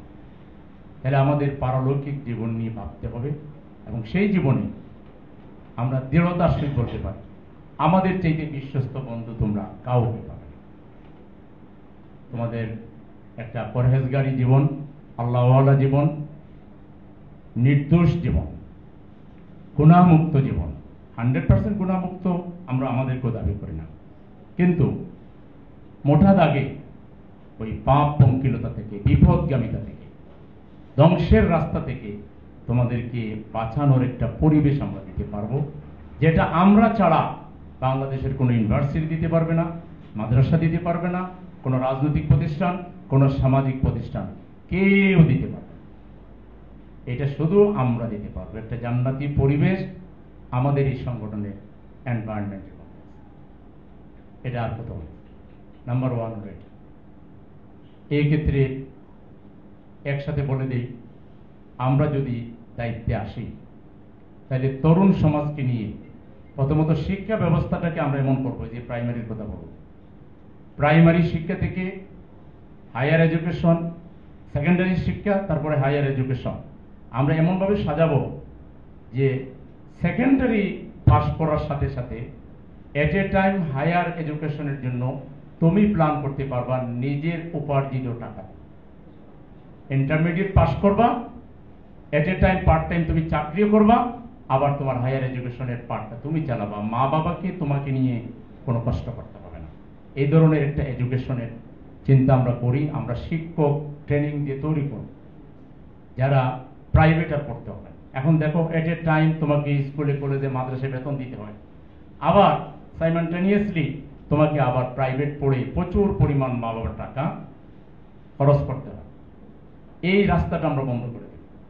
এডুকেশন ব্যবস্থাটা আমরা দুনিয়া আখেরাতের সমন্বয়ে সাজাবো। এট এ টাইম তুমি ভালো মানুষও হবা এবং তুমি ক্যাপাবল রাষ্ট্রের একজন সুনাগরিক, উচ্চশিক্ষিত একজন মানুষ হবে। এখন অনেক পড়ালেখা করে মাস্টার্স পড়েও ভালো করে একটা অ্যাপ্লিকেশন লিখতে পারে না। চাকরির জন্য, জবের জন্য যে অ্যাপ্লিকেশন, তার বানান যত শব্দ লিখেছে প্রায় 2-1 শব্দ বাদে বাকি সবই ভুল। এই হলো আমাদের প্রচলিত শিক্ষা ব্যবস্থা ব্যর্থতা বা দুর্বলতা। আমরা এটা থেকে বেরিয়ে আসার জন্য উদ্যোগ নিব। প্রাইভেট সেক্টর এটা সম্ভব, যদি সরকারিভাবে সম্ভব না হয় আমরা প্রাইভেটলি এমন উদ্যোগ নিব, এমন স্কুল বানাবো, এমন কলেজ বানাবো, মাদ্রাসা বানাবো, ইউনিভার্সিটি বানাবো, যেগুলো তোমাদেরকে শুধু সিলেটে নয়, ঢাকায় নয়, বিশ্বকে কম্পিট করার মতো একটা পর্যায়ে নিয়ে যেতে পারবে। সেই ধরনের শিক্ষা প্রতিষ্ঠান তৈরি করার ক্যাপাসিটি অলরেডি আমরা করেছি। আমরা সারা বাংলাদেশে যে মাদ্রাসাগুলো বানিয়েছি, স্কুল কলেজগুলো বানিয়েছি, তোমরা খোঁজ নিতে পারো, আমাদের ঢাকার মানারাতের খোঁজ নিতে পারো, ইংলিশ মিডিয়াম স্কুল। আমাদের তামিনুল মিল্লাত মাদ্রাসার গভর্নর বোর্ডে অলওয়েজ এটা ফার্স্ট, এবং তামিনুল মিল্লাত মাদ্রাসার ছাত্ররা বিসিএস এ সবসময় ভালো কোয়ালিফাই করে। তাহলে আমরা সেই মানসম্মত শিক্ষা প্রথমে সরকারিভাবেই চেষ্টা করব, সেখানে যদি সহযোগিতা না পাই প্রাইভেট সেকশনে আমরা এটা করতে পারবো ইনশাআল্লাহ। এবং আমাদের মেধাগুলো যেগুলো বিদেশ চলে গেছে, আমরা ভালো ভালো প্রজেক্ট নিয়ে এদেরকে প্রজেক্ট ধরাই দেব, ভালো ভালো বেতন দেব, সুযোগ সুবিধা দেব। তারা দেশে এসে দেশের উন্নয়নের জন্য তাদের মেধাকে খাটাবে, মা বাবার সাথে থাকবে, নিজ দেশের উন্নয়ন করবে। এটা আমরা করতে পারবো, সেই পরিবেশ আমরা দিতে পারবো। একইভাবে এখন যারা বিদেশ যায়, হাফ ডান, কোয়ার্টার ডান, কোন রকম ম্যাট্রিক ইন্টারমিডিয়েট পাস করে লন্ডন আমেরিকা যায়, এরা যাক, লন্ডন আমেরিকা গেলে তো আমরা ফরেন কারেন্সি পাচ্ছি, কিন্তু এদেরকে আমরা টেকনোলজি, টেকনিক্যাল নলেজ যেটাকে বলে আমরা সেটা তাদেরকে দিব, আইসিটির নলেজ আমরা দেব। তাদেরকে এমনভাবে আমরা গড়ে তুলবো যে বিদেশে গিয়ে তারা ওই হোটেলের পিছনে কাজ করতে হবে না, তারা একটা অফিসের ফ্রন্ট লাইনে বসে কম্পিউটারে কাজ করে। সেই রকম করে তাদেরকে গড়ে তোলার জন্য অ্যাটলিস্ট আমি বিয়ানীবাজার গোলাপগঞ্জ যেটা করব, এখানেই তো সবচেয়ে বেশি বিদেশ গেল, এখানে কিভাবে এটা করা যায় অলরেডি আমার মাথায় চিন্তা। অলরেডি আমরা 2টা আইসিটি সেন্টার করার জন্য একটু সহযোগিতার মাত্রাটা আমাদের সমাজে কাজের লোকের খুব অভাব। এটা 2 মাস আগে বলেছি, এখনো অফিসও করতে পারে নাই। অফিস পাইলে না কম্পিউটার দিব, কাজ শুরু হবে। আজকেও আসার সময় আস্তে আস্তে কথা বলতেছিলাম। তো যাই হোক, এটা আমরা করবো ইনশাআল্লাহ। আমি যেটা বললাম যে 1 নাম্বার হলো আমাদের সাথে থাকলে তোমরা দুনিয়া আখিরাত দুইটাকেই একসাথে আগায় নিয়ে যাওয়ার সুযোগ আছে। আল্লাহ যেটা কোরআনে বলেছেন, রব্বানা আতিনা ফিদ দুনিয়া হাসানা ওয়া ফিল আখিরাতি হাসানা ওয়া কিনা আযাবান্নার। হে আল্লাহ, আমাদেরকে দুনিয়াও উন্নতি দাও আর আখিরাতেও উন্নতি দাও, আর আমাদেরকে জাহান্নামের আগুন থেকে বাঁচাও। এই দুইটার সমন্বয় তুমি আমাদের সাথে থাকলে বা আমরা দায়িত্বে থাকলে, আমাদের সাথে না থাকলেও তোমাকে আমরা সাহায্য পৌঁছাতে পারি। কারণ আমি যদি একটা আইসিটি সেন্টার করি, তুমি আমার সাথে না থাকলেও, তুমি যদি ওখানে শিখতে চাও, তোমার ভাই শিখতে চাও, আমি কি বাধা দিতে পারবো? সো তুমি আমার সাথে না থাকলেও আমি যদি দায়িত্ব পাই, তাহলে আমি যা করবো এর বেনিফিট সবাই পাবো। নাম্বার 1, এই চ্যাপ্টারে আমার কথা শেষ। নাম্বার 2 হলো যে তুমি একজন তরুণ প্রজন্ম, তুমি এখন এমন একটা মানুষ যে তুমি কিছু করতে চাও, তুমি বেকার বসে থাকার লোক না। আইদার তুমি ভালো করতে হবে, নাইলে তোমাকে খারাপ কিছু করতে হবে। এই দুইটার বাইরে তৃতীয় তুমি বোবার মতো চুপচাপ করে বসে থাকবা, কোয়াইট ইম্পসিবল। এখন তুমি কোথায় যেতে চাও, কার সাথে থাকতে চাও? যে পথে গেলে শয়তানের অস্পষ্ট অনুভব হয়, শয়তান তোমাকে ধ্বংসের দ্বারপ্রান্তে নিয়ে যাবে, তোমার তো কিছুই দরকার নেই। একটা মোবাইল যদি থাকে, তুমি কারোর সাথে থাকা লাগবে না, মোবাইল তোমার সাথে থাকলেই তোমাকে যেখানে নিয়ে যাওয়া দরকার মোবাইলই তোমাকে গাইড করে নিয়ে যাবে। তুমি এই মোবাইলের সাথে পারবে না যদি তোমার লাইফের কোনো এইম এবং অবজেক্ট যদি না থাকে, কোনো মহৎ উদ্দেশ্য যদি না থাকে, তাহলে তোমার এখান থেকে বাঁচার তো কোনো দরকার নাই। এটার প্রতিটা মুহূর্ত তোমার জন্য কল্যাণকর। তুমি যে বুকবাদী চিন্তা করো, তুমি যে এনজয়মেন্টে বিশ্বাস করো, এখানে সব এনজয়মেন্ট আছে। সুতরাং তুমি এমন কিছু হবা যে তোমার লাইফকে, তুমি তোমার ব্যক্তিত্বকে, তোমার সামর্থ্যকে, তোমার ভবিষ্যৎ জীবনকে, এটাকে ওই পোকার সাথে তুলনা করা যায়। ওই পোকা যাবে মানে ভিতর থেকে খেয়ে ফেলে সবকিছুকে, অন্তঃসারশূন্য করে ফেলে, তোমাকে এরকম পার্টলেস, বেসলেস, তোমাকে ইম্পর্টেন্টলেস একটা পার্সনে পরিণত করে তোমাকে রাস্তার ফকির বানাই দেবে, যদি তোমার কোনো এইম এন্ড অবজেক্ট না। সেজন্য আমরা তোমাকে এমন কিছু দেখাতে চাই, তোমাকে কাউকে না কাউকে, সামনের ইলেকশনে তোমাকে কাউকে না কারো পদ, কারো না কারো মার্কাকে, কারো না কারো কোনো ব্যক্তিকে তোমাকে সমর্থন দিতেই হবে। যদি দেশের নাগরিক হয়ে থাকো, ভোট আসলে তুমি বোবার মতো নির্বিকার হয়ে থাকতে পারবে না। তো তুমি যদি এমন কোনো ব্যক্তিকে সহযোগিতা করো, এমন কোনো ব্যক্তির পক্ষ নাও যে ব্যক্তিটা নিজেই বিপদগামী, যে ব্যক্তিটা নিজেই সততার ধার ধারে না, ন্যায়পরায়ণতার ধারে না, আল্লাহকে ভয় করে না, সেই রকমই তোমার মতোই একজন সাধারণ মানুষ। তুমি যেমন মোবাইল দিয়ে বা বিভিন্ন নানা কাজের মধ্যে থাকো, সেই রকম একজন মানুষ, আলাদা স্বাতন্ত্র কোনো বৈশিষ্ট্য তার নাই। অথচ তার পক্ষেই তুমি স্লোগান দিলাম, তার পক্ষে তুমি ভোট সংগ্রহ করলাম। তার মানে কি?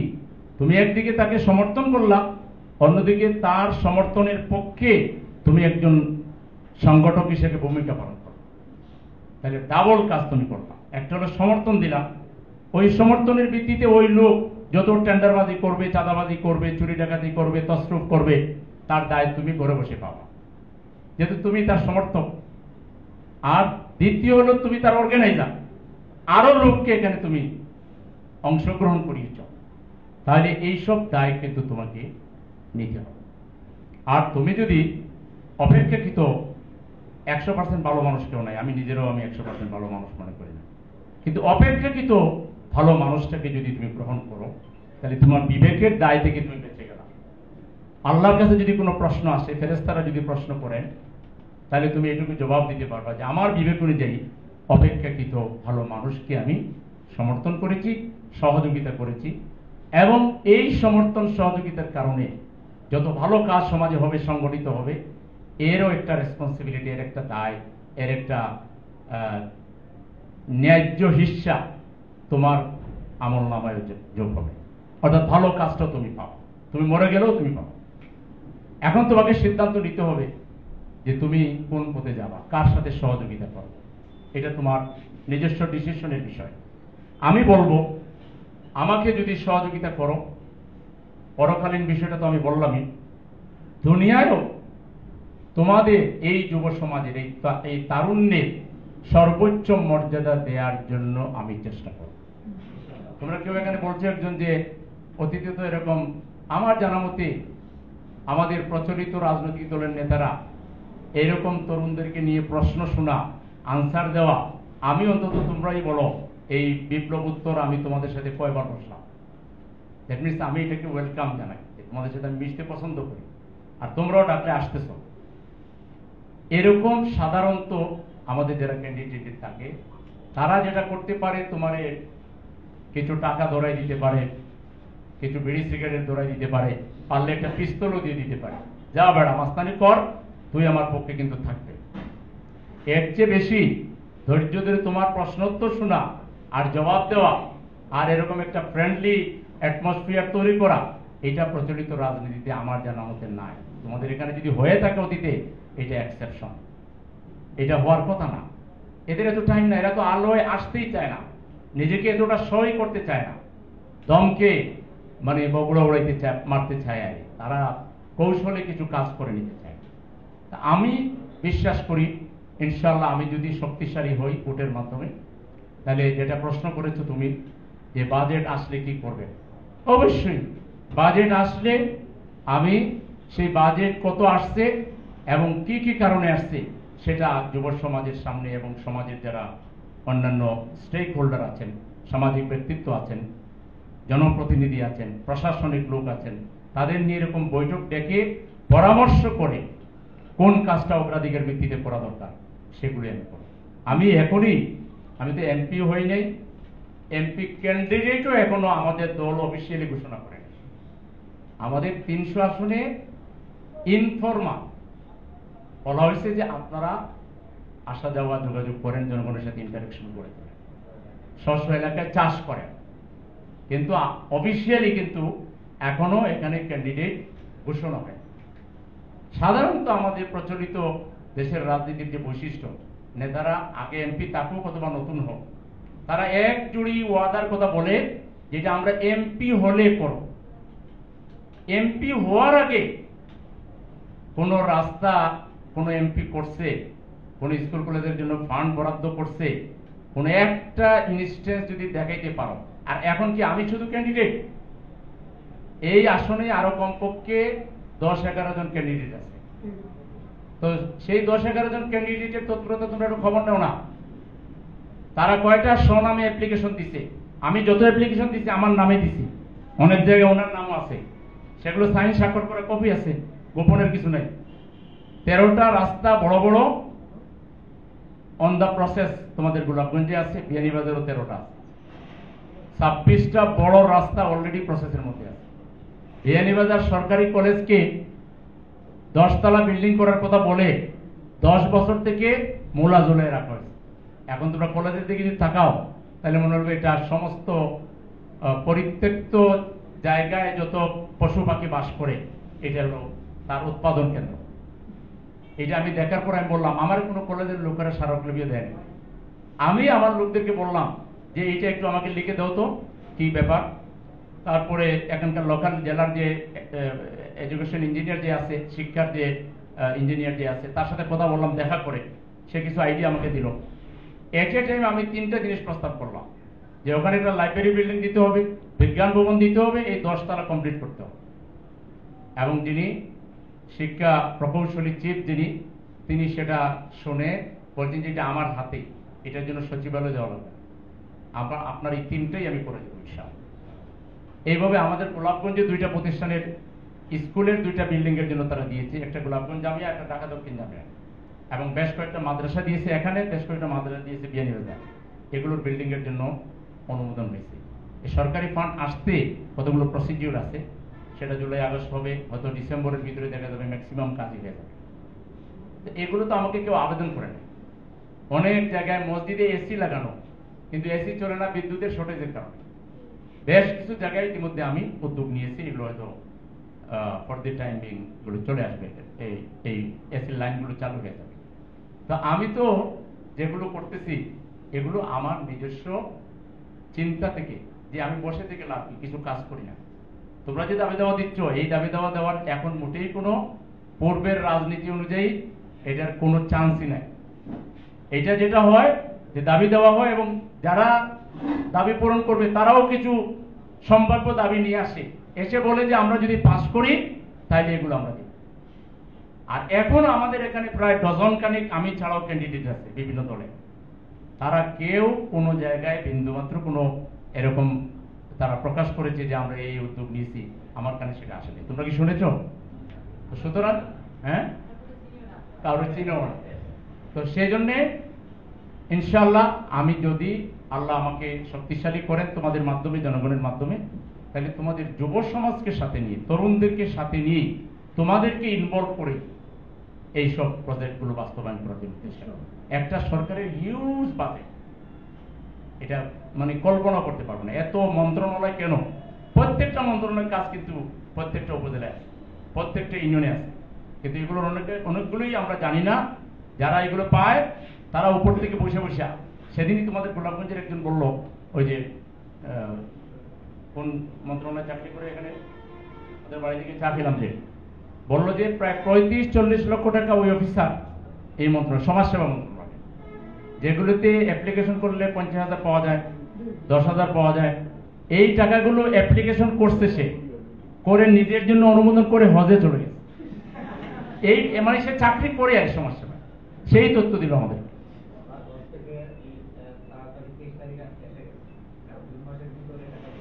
আবার টাকা উঠাবার জন্য সে তাড়াতাড়ি হজ থেকে চলে আসছে, টাকাটা উঠাইতে হবে, নাহলে টাইম পার হয়ে গেলে আর টাকা উঠাইতে পারবে না। এই হলো আমাদের দেশের অবস্থা। আমরা যেতে পারলে দুর্নীতিকে একেবারে আক্ষরিকভাবে এর মুখ বন্ধ করে দিব, দুর্নীতির দেওয়া হবে না। ফলে যা উন্নতি হবে, যা টাকা আসবে, সব ইউনিয়নে ওয়ার্ডে ওয়ার্ডে শিক্ষা প্রতিষ্ঠানে বিভিন্ন জায়গায় কাজে লাগাবে। এটা তো সরকারিভাবে হবে। বেসরকারিভাবে আমাদের প্রতি মানুষের এই আস্থা আছে। আমাদের ফরেনে যারা আছে, অ্যাব্রডে যারা কাজ করে, বিদেশে যারা কাজ করে, তারা আমাদের প্রতি আস্থা রাখে। আমরা যদি বলি যে এখানে একটা মেডিকেল কলেজ গোলাপগঞ্জেই করব, 200-300 শয্যাবিশিষ্ট হাসপাতাল কাম মেডিকেল কলেজ, এই টাকা আনার জন্য গোলাপগঞ্জের বিদেশি যারা আছে তারা সবাই প্রাইভেট সেক্টরে বিনিয়োগ করবে। এর ডিভিডেন্ড তারা পাবে, তাদের সন্তানরা এখানে লেখাপড়া করবে, এলাকার মানুষ উপকার পাবে। এটা উদ্যোগ নেওয়ার মতো আমি ছাড়া অন্য যারা ক্যান্ডিডেট আছে এদের জীবনেও এটা কল্পনাও করবে না, তাদেরকে কেউ 2 পয়সা বিশ্বাস করবে।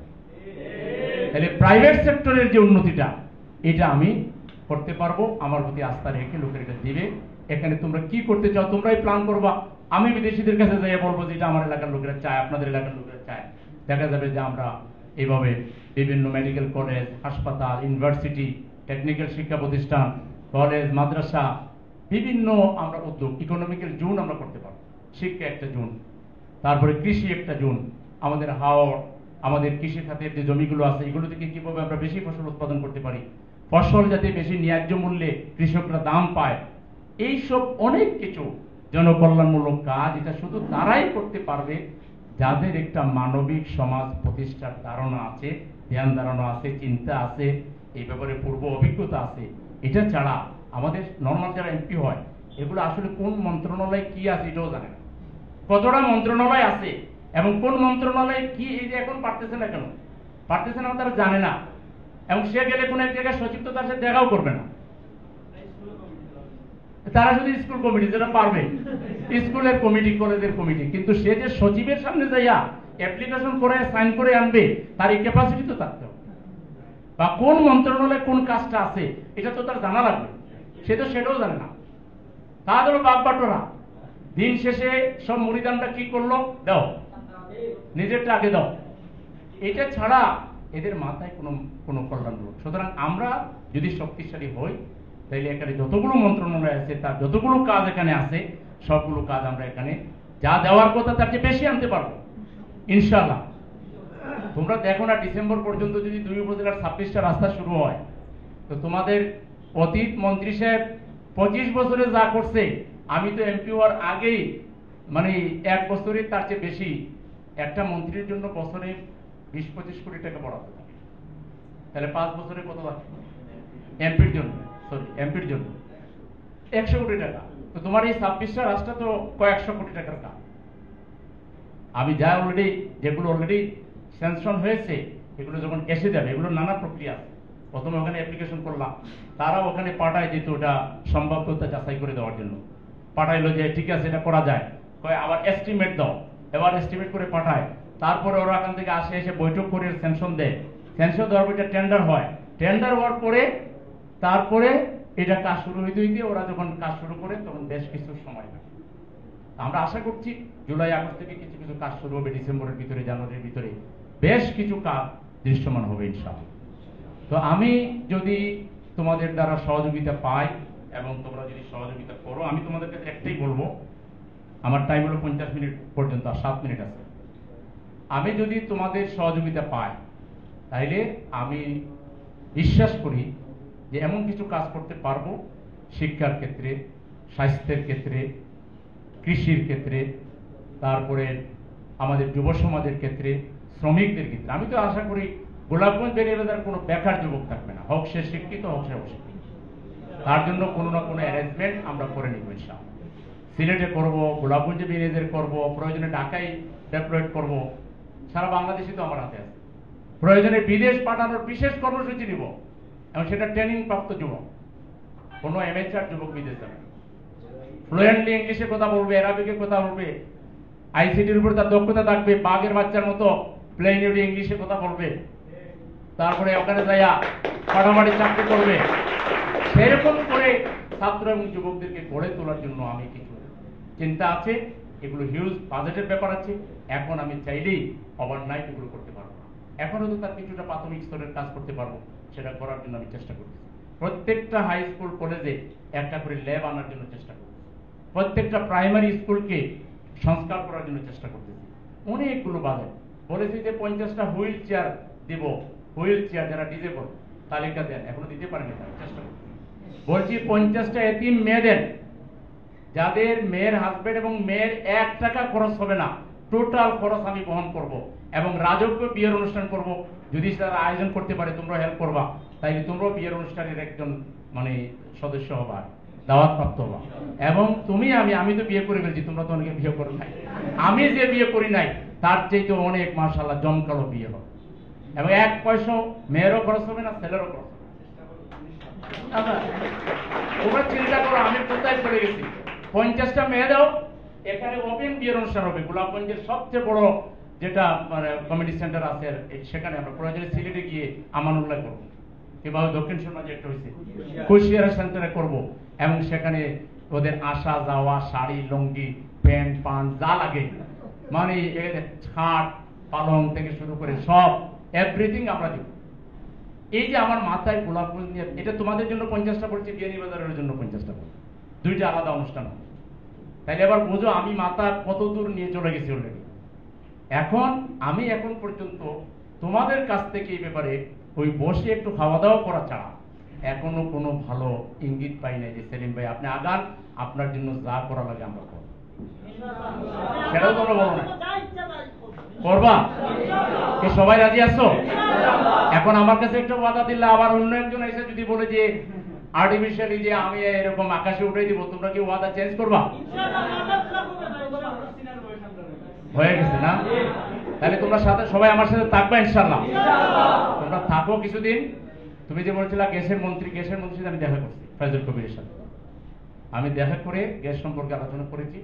উনি বলছেন দেখো সেলিম, গ্যাস আমরা নতুন করে এই সরকারের আমলে কাউকে দিব না, এটা তোমরা যখন নির্বাচিত হয়ে আসবা পার্লামেন্টে তোমরা চিল্লাইবা, এটা তোমরা তখন করবা। আমরা এখন দিতে গেলে আমরা সামাল দিতে পারবো, আমাদের এই নাই, ক্যাপাসিটি নাই, আমরা ইয়েতে গ্যাস দিতে পারতেছি না কারখানাগুলোতে। হ্যাঁ, গ্যাস ভিত্তিক যদি ইন্ডাস্ট্রি করো এখানে গ্যাস সাপ্লাই।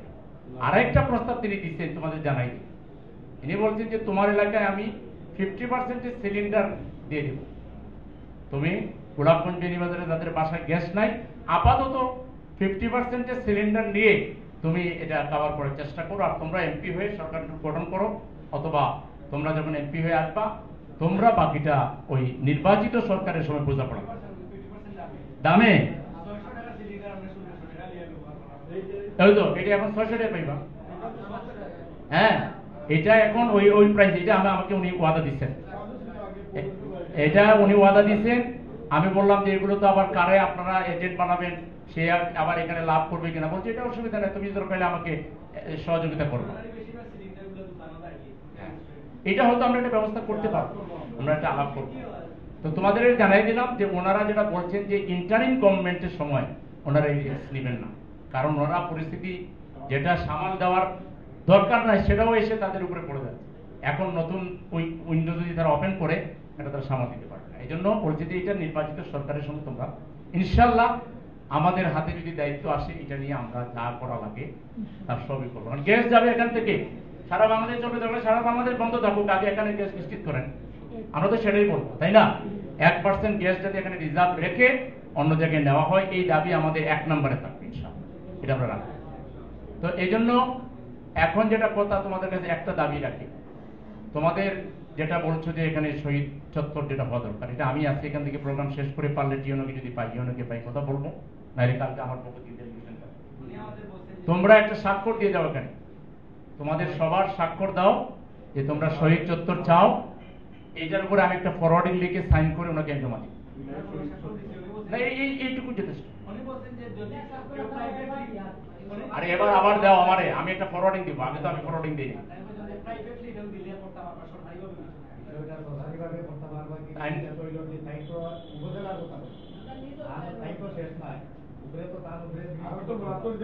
আছে, আমরা চেষ্টা করি এটা যাতে এই জুলাইতে আর হচ্ছে না, এই জুলাই তো আর এসে গেছে 2 দিন পরে, কিন্তু এটা হবে ইনশাআল্লাহ।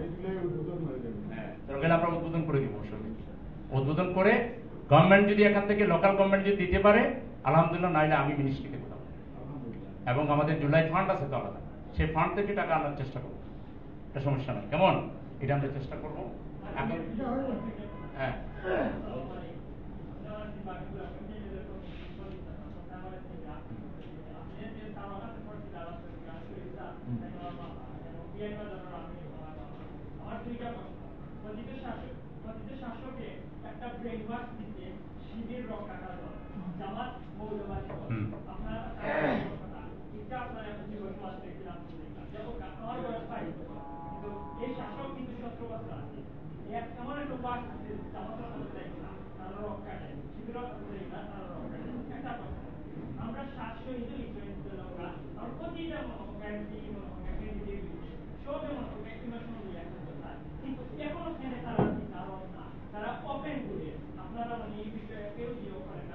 থ্যাংক ইউ, বসো।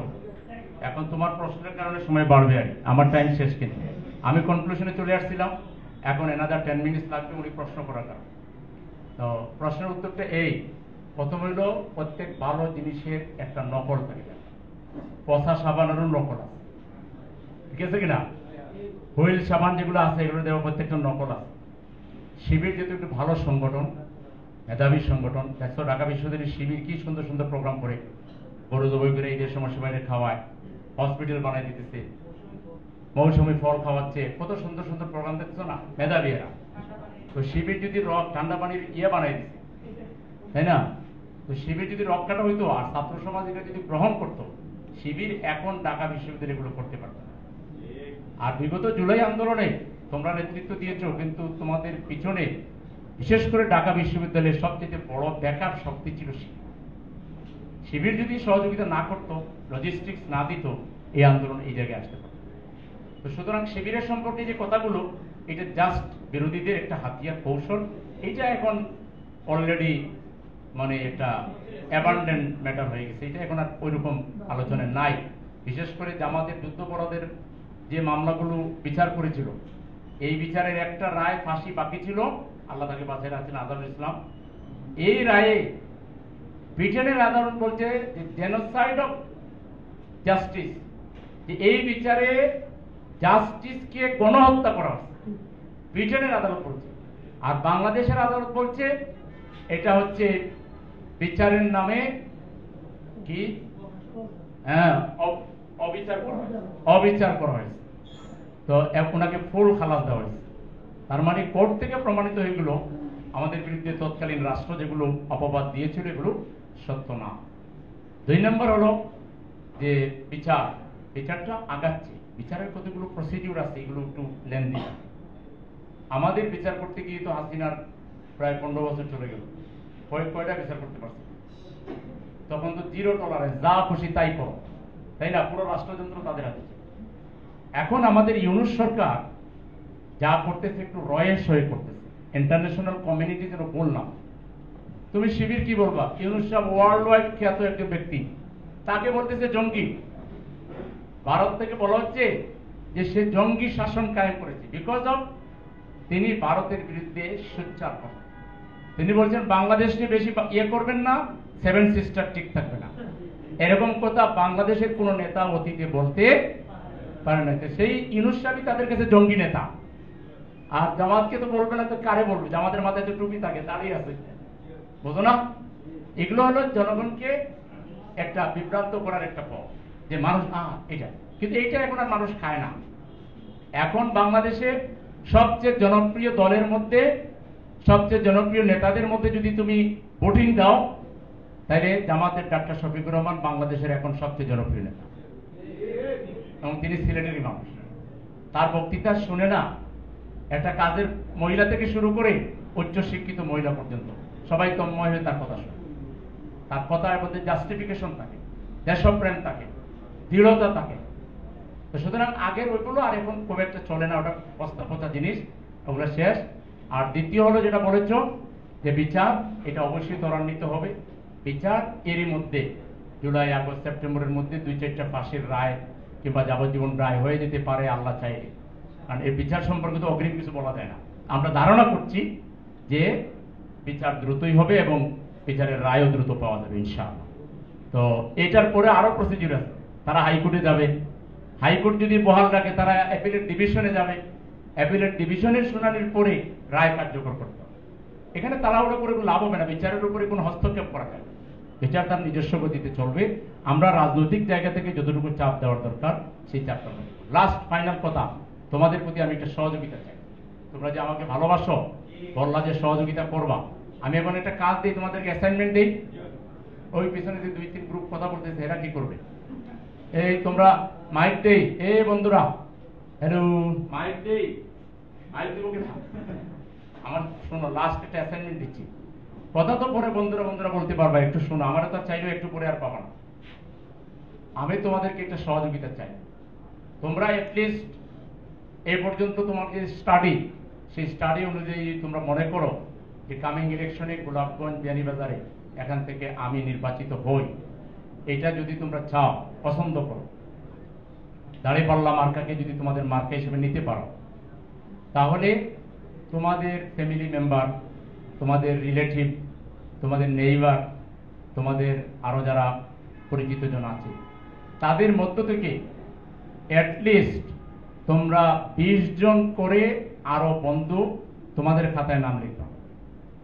নাম, টেলিফোন, আজকে একটা কাগজ দেওয়া হয়েছে না, এইভাবে লিখবা। কাগজটা দেওয়া হয়েছে, এই কাগজ অনুযায়ী তোমরা আরো 20 জনের নাম লিখবা, এবং এই 20 জনকে তোমরা আমার সম্পর্কে যা জানো এবং আমার মার্কা সম্পর্কে যা জানো, তোমরা সেটা তুলে ধরবা, প্রয়োজনীয়তা তুলে ধরবা, এবং তাদেরকে রাজি করিয়ে তারা যদি তোমাদের মতো অন্তত সম্মত হয়, তাইলে এই আগস্ট বিপ্লব উপলক্ষে আমি তোমাদের প্রত্যেকের 20 জনকে নিয়ে, এখানে তোমরা কতজন আছো? 200 হবে, 180, আর কিছু নিচে চলে গেছে। আমি 150ই তো, 150 ইন্টু 20 কত হয় দেখো তো? 3000। তোমরা ছাড়া আরো 3000 যুবক তোমাদের মাধ্যমে কনভিন্স। তোমরা মাত্র একজন পাচ্ছ কয়জন? 20 জন। তোমাদের পরিবারের মধ্যে যেগুলো আছে, চাচাতো ভাই, খালাতো ভাই, মামাতো ভাই, এটা সেটা আছে না, তালতো ভাই, অমুক ভাই, তমুক ভাই, সব ভাই বন্ধু, তোমাদের উদ্যোগে প্রত্যেকে 20 জন করে তালিকা করবা। নাম, ইউনিয়নের নাম, ওয়ার্ডের নাম, আর তার টেলিফোন নাম। আর তোমরা পার্সোনালি তাদের সাথে বসবা, কিছু গাল গল্প করবা, আলাপ আলোচনা করবা। তারা যদি রাজি হয় তোমাদের সাথে যে হ্যাঁ এবার আমরা এখান থেকে সেলিম ভাইকে বাছাই করলাম এবং আমরা দাঁড়িয়ে পারলাম আর কে ভোট দিব, তোমরা যদি 20 জন করে সংগ্রহ করতে পারো, তাইলে ওই 3000 লোককে নিয়ে আমি আগস্ট মাসের মধ্যে, হতে পারে আগস্টের প্রথম সপ্তাহে বিপ্লবকে সামনে রেখে, অথবা আগস্টের মাঝামাঝি সময়ে আরেকটা সমাবেশ করতে চাই, আরেকটু উন্মুক্ত, এবং সেখানেও আমরা কালচারাল অনুষ্ঠানের ব্যবস্থা রাখবো। কিছু জুলাই বিপ্লব নিয়ে আমাদের স্মৃতি, আমাদের কিছু বক্তব্য আমরা তুলে ধরবো, এজ ওয়েল এজ সেখানে খাওয়া দাওয়ার অ্যারেঞ্জমেন্ট থাকবে। পারবা তোমরা? এখনো যারা পিছনে কথা বলতেছে, এরা তো কিছু, এরা কথাই তো শুনলে বলবে কি? পারবা তোমরা? পারবা না? কে কে হাত তুলো। পারবা না মানে সবাই পারবা নাকি? কে কে পারবা দেখে হাত তুলো, ভালো করে হাত তুলো। ওকে, তাইলে 20 জন করে তোমাদেরকে আজকে প্রথম আমি একটা অ্যাসাইনমেন্ট দিলাম। আমার ধারণা জুলাই অভ্যুত্থানের বীর সেনানী যারা, তারা তাদের কমিটমেন্ট কখনো মিস করবে না। গুল্লি মিস হইতে পারে, কমিটমেন্ট মিস হবে না, ঠিক কিনা? তাহলে তোমরা 20 জন করে তালিকা করে, যখন তালিকা কমপ্লিট হয়ে যাবে আমি শায়েখের মাধ্যমে কিংবা মান্নার মাধ্যমে জানবো, তারপরে আমি একটা ডেট দিব, সেটা একটা উন্মুক্ত জায়গায় মঞ্চ করে তোমরা সেখান থেকে অনেকে বক্তৃতা দিবা। আজকের মধ্যে শর্ট টাইমে না, দরকার শুরু হবে সকাল 10টায়, শেষ করবো রাত্রে 9টায়, দুপুরে খাওয়া দাওয়া প্রয়োজনে আমরা একটা রেলিও করবো, ঠিক আছে কিনা? নানা স্মৃতিচারণের মধ্য দিয়ে গোলাপগঞ্জের তরুণ যারা আগামীর বাংলাদেশের যারা মূল মালিক তাদেরকে নিয়ে আমরা একটা সেখানে জুলাই বিপ্লব বার্ষিকী আমরা পালন করবো ইনশাআল্লাহ। কি রাজি আছো? ইনশাআল্লাহ দুর্বল? তাইলে আজকে এখানে শেষ করি। তোমাদের প্রশ্ন কি আসছে? উত্তর কওমি সনদ আর প্রশ্ন নাই ভাই, অনেক দেরি হয়েছে। কোনটা কোনটা এটা?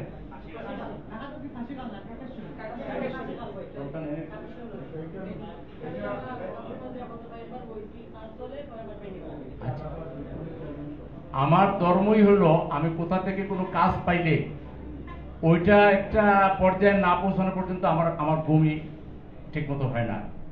তো তোমরা কাজ দিতে থাকো। আমাদের হাফেজ নজমুল ভাই উপজেলার চেয়ারম্যান, উনি গুলো বুঝেনো যেহেতু চেয়ারম্যান ছিলেন, তোমাদের যা যেখানে যেখানে দরকার লিখে ওনার কাছে পাঠাই দিও, উনি আমাকে ফরম্যাট করে পাঠাই দিবে, আমি অবশ্যই এটা সাবমিট করবো এবং কাজও করবো। আগামী জানুয়ারির ভিতরে তোমাদের অনেক ভিতরে রাস্তাঘাট এটা সেটা দেখবা যে কিছুটা হলো কাজ শুরু হয়ে গেছে। শুরু হইলে আজও কাইলো হবে ইনশাআল্লাহ। অন্তত যদি স্যাংশনও করাইতে পারি এটাও একটা অগ্রগতি। আমি যখন দায়িত্ব পাবো তখন কাজটা অগ্রাধিকার ভিত্তিতে করতে পারবো। কওমি সনদের ব্যাপারে আমাদের ভূমিকা সবসময় পজিটিভ ছিল। আগে যখন আন্দোলন হয়েছে এটা নিয়ে কথা হয়েছে, আমরা সবসময় পজিটিভ ছিলাম। এখানে কওমি মাদ্রাসাই এই সনদটার ব্যাপারে কিছুটা মতদ্বৈধতা আছে। ওখানে যদি এইটা নিরসন হয়ে যায় তাহলে এটা দিতে গভর্নমেন্টের কোনো আপত্তি থাকবে না, আমরা জামাত ইসলামের পক্ষ থেকে কোনো আপত্তি থাকবে না, এবং এটার ব্যাপারে কোনো সাহায্য সহায়তা লাগলে আমরা সবই করবো ইনশাআল্লাহ। এবং কওমি মাদ্রাসার সার্বিক উন্নয়নে মাদ্রাসার বিল্ডিং, মাদ্রাসার ছাত্রদেরকে উচ্চ শিক্ষা নেওয়া, মাদ্রাসার ছাত্রদেরকে জেনারেল যে আমাদের ক্যাডারগুলো আছে বিসিএস এখানে অন্তর্ভুক্ত করানোর জন্য যে ফিটনেস তৈরি করা, এগুলোর সার্বিক ব্যবস্থা আমরা করব। আমরা ইনশাআল্লাহ এমন কিছু করব এগুলো মানুষের কল্পনার মধ্যেও নাই, সেগুলো হওয়ার পরে মানুষ বুঝতে পারবে যে এগুলো করা যায়। ইনশাআল্লাহ সেগুলো আমরা করব। শুধু তোমাদের সহযোগিতা, ভালোবাসা যা দেখিয়ে যাচ্ছ এটার মাত্রা আরো বাড়িয়ে দেবা, যাতে আমি আরো উজ্জীবিত থাকি। কেমন? সবাইকে অনেক অনেক ধন্যবাদ। জাযাকাল্লাহু খাইরান। একটা প্রশ্নের উত্তর আমার দেওয়া লাগে। কোন থেকে ভাইয়া বুঝলা যে গোলাপগঞ্জ বিয়ানীবাজার থেকে এমপি সাহেব হল বেশি হয়েছেন দীর্ঘদিন। এখন তাই যদি বিয়ানীবাজার থেকে আবার এমপি নির্বাচিত হইতে হইলে গোলাপগঞ্জের প্রতি কিভাবে আচরণ করবা, ঠিক কিনা? এখন আপনারা যারা এটা শুনছেন, আমি একটা খতিয়ান দিতাম স্যার, আপনারা যারা সবাই লেখাপড়া করছেন, সবাই লোকে ছাত্র, গোলাপগঞ্জ থেকে এমপি বেশি হয়েছেন না বিয়ানীবাজার থেকে এমপি বেশি হয়েছেন? না, এটা সঠিক তথ্য হইল কি এইটা আমি আপনার কাছে উপস্থাপন করি। আর এখন স্বাধীনতার পরবর্তী সময় থেকে এই পর্যন্ত গোলাপগঞ্জ থেকে এমপি হয়েছেন 5 জন।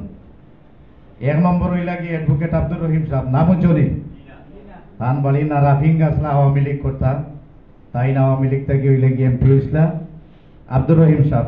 2 নম্বরে এমপি সাহেব হয়েছিল লুৎফুর রহমান সাহেব বিএনপি থেকে, দানব শেষ নিয়ে 1978 সালে।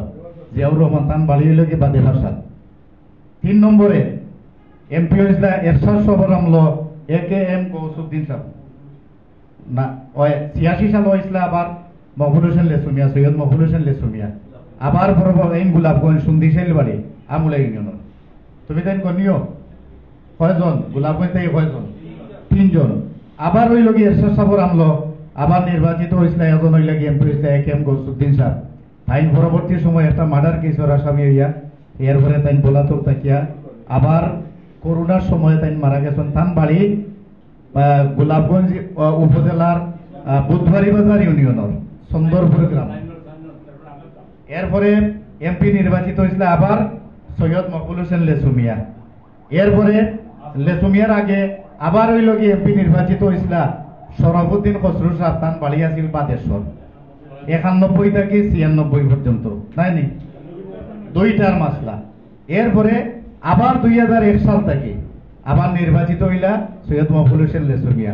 ইনো বিয়ানীবাজারও কেউ আসেননি অতদিন বেশি নির্বাচন এমপি কোন জায়গা থেকে হয়েছেন গোলাপগঞ্জ থেকে বিয়ানীবাজারের আকাঙ্ক্ষা আছিল যে সব সময় নেতৃত্ব দেন বিয়ানীবাজার গোলাপগঞ্জ থেকে আমরা বিয়ানীবাজার থেকে একবার 96 থেকে 2001 পর্যন্ত নির্বাচিত এমপি আসলাম নুরুল ইসলাম নাহিদ সাহেব আর এর বাদে 2008 সাল থেকে যে ইলেকশন হয়েছে 3বারও বিনা ভোটের নির্বাচন হয়েছে ঠিক না সুতরাং এইটা ভোটের নির্বাচন নাই আমরা এই লগে আর এর আগর যদি দেয় তাহলে আর কাম নাই বোঝা গেছে আর এটা তো এলাকা বেসিস চিন্তা করে হয় না ওই সময়ে যে যারে যে এলাকা থেকে দিলে এই 2 উপজেলা লাগে ভালো হইব ও ইলেকশন সিলেকশনটা ওভাবে হয় সুতরাং বিয়ানীবাজার গোলাপগঞ্জ এই কনস্টিটিউয়েন্সি থেকে হইলে হইল মূল কথা এটা একটা ছোট জিনিস আর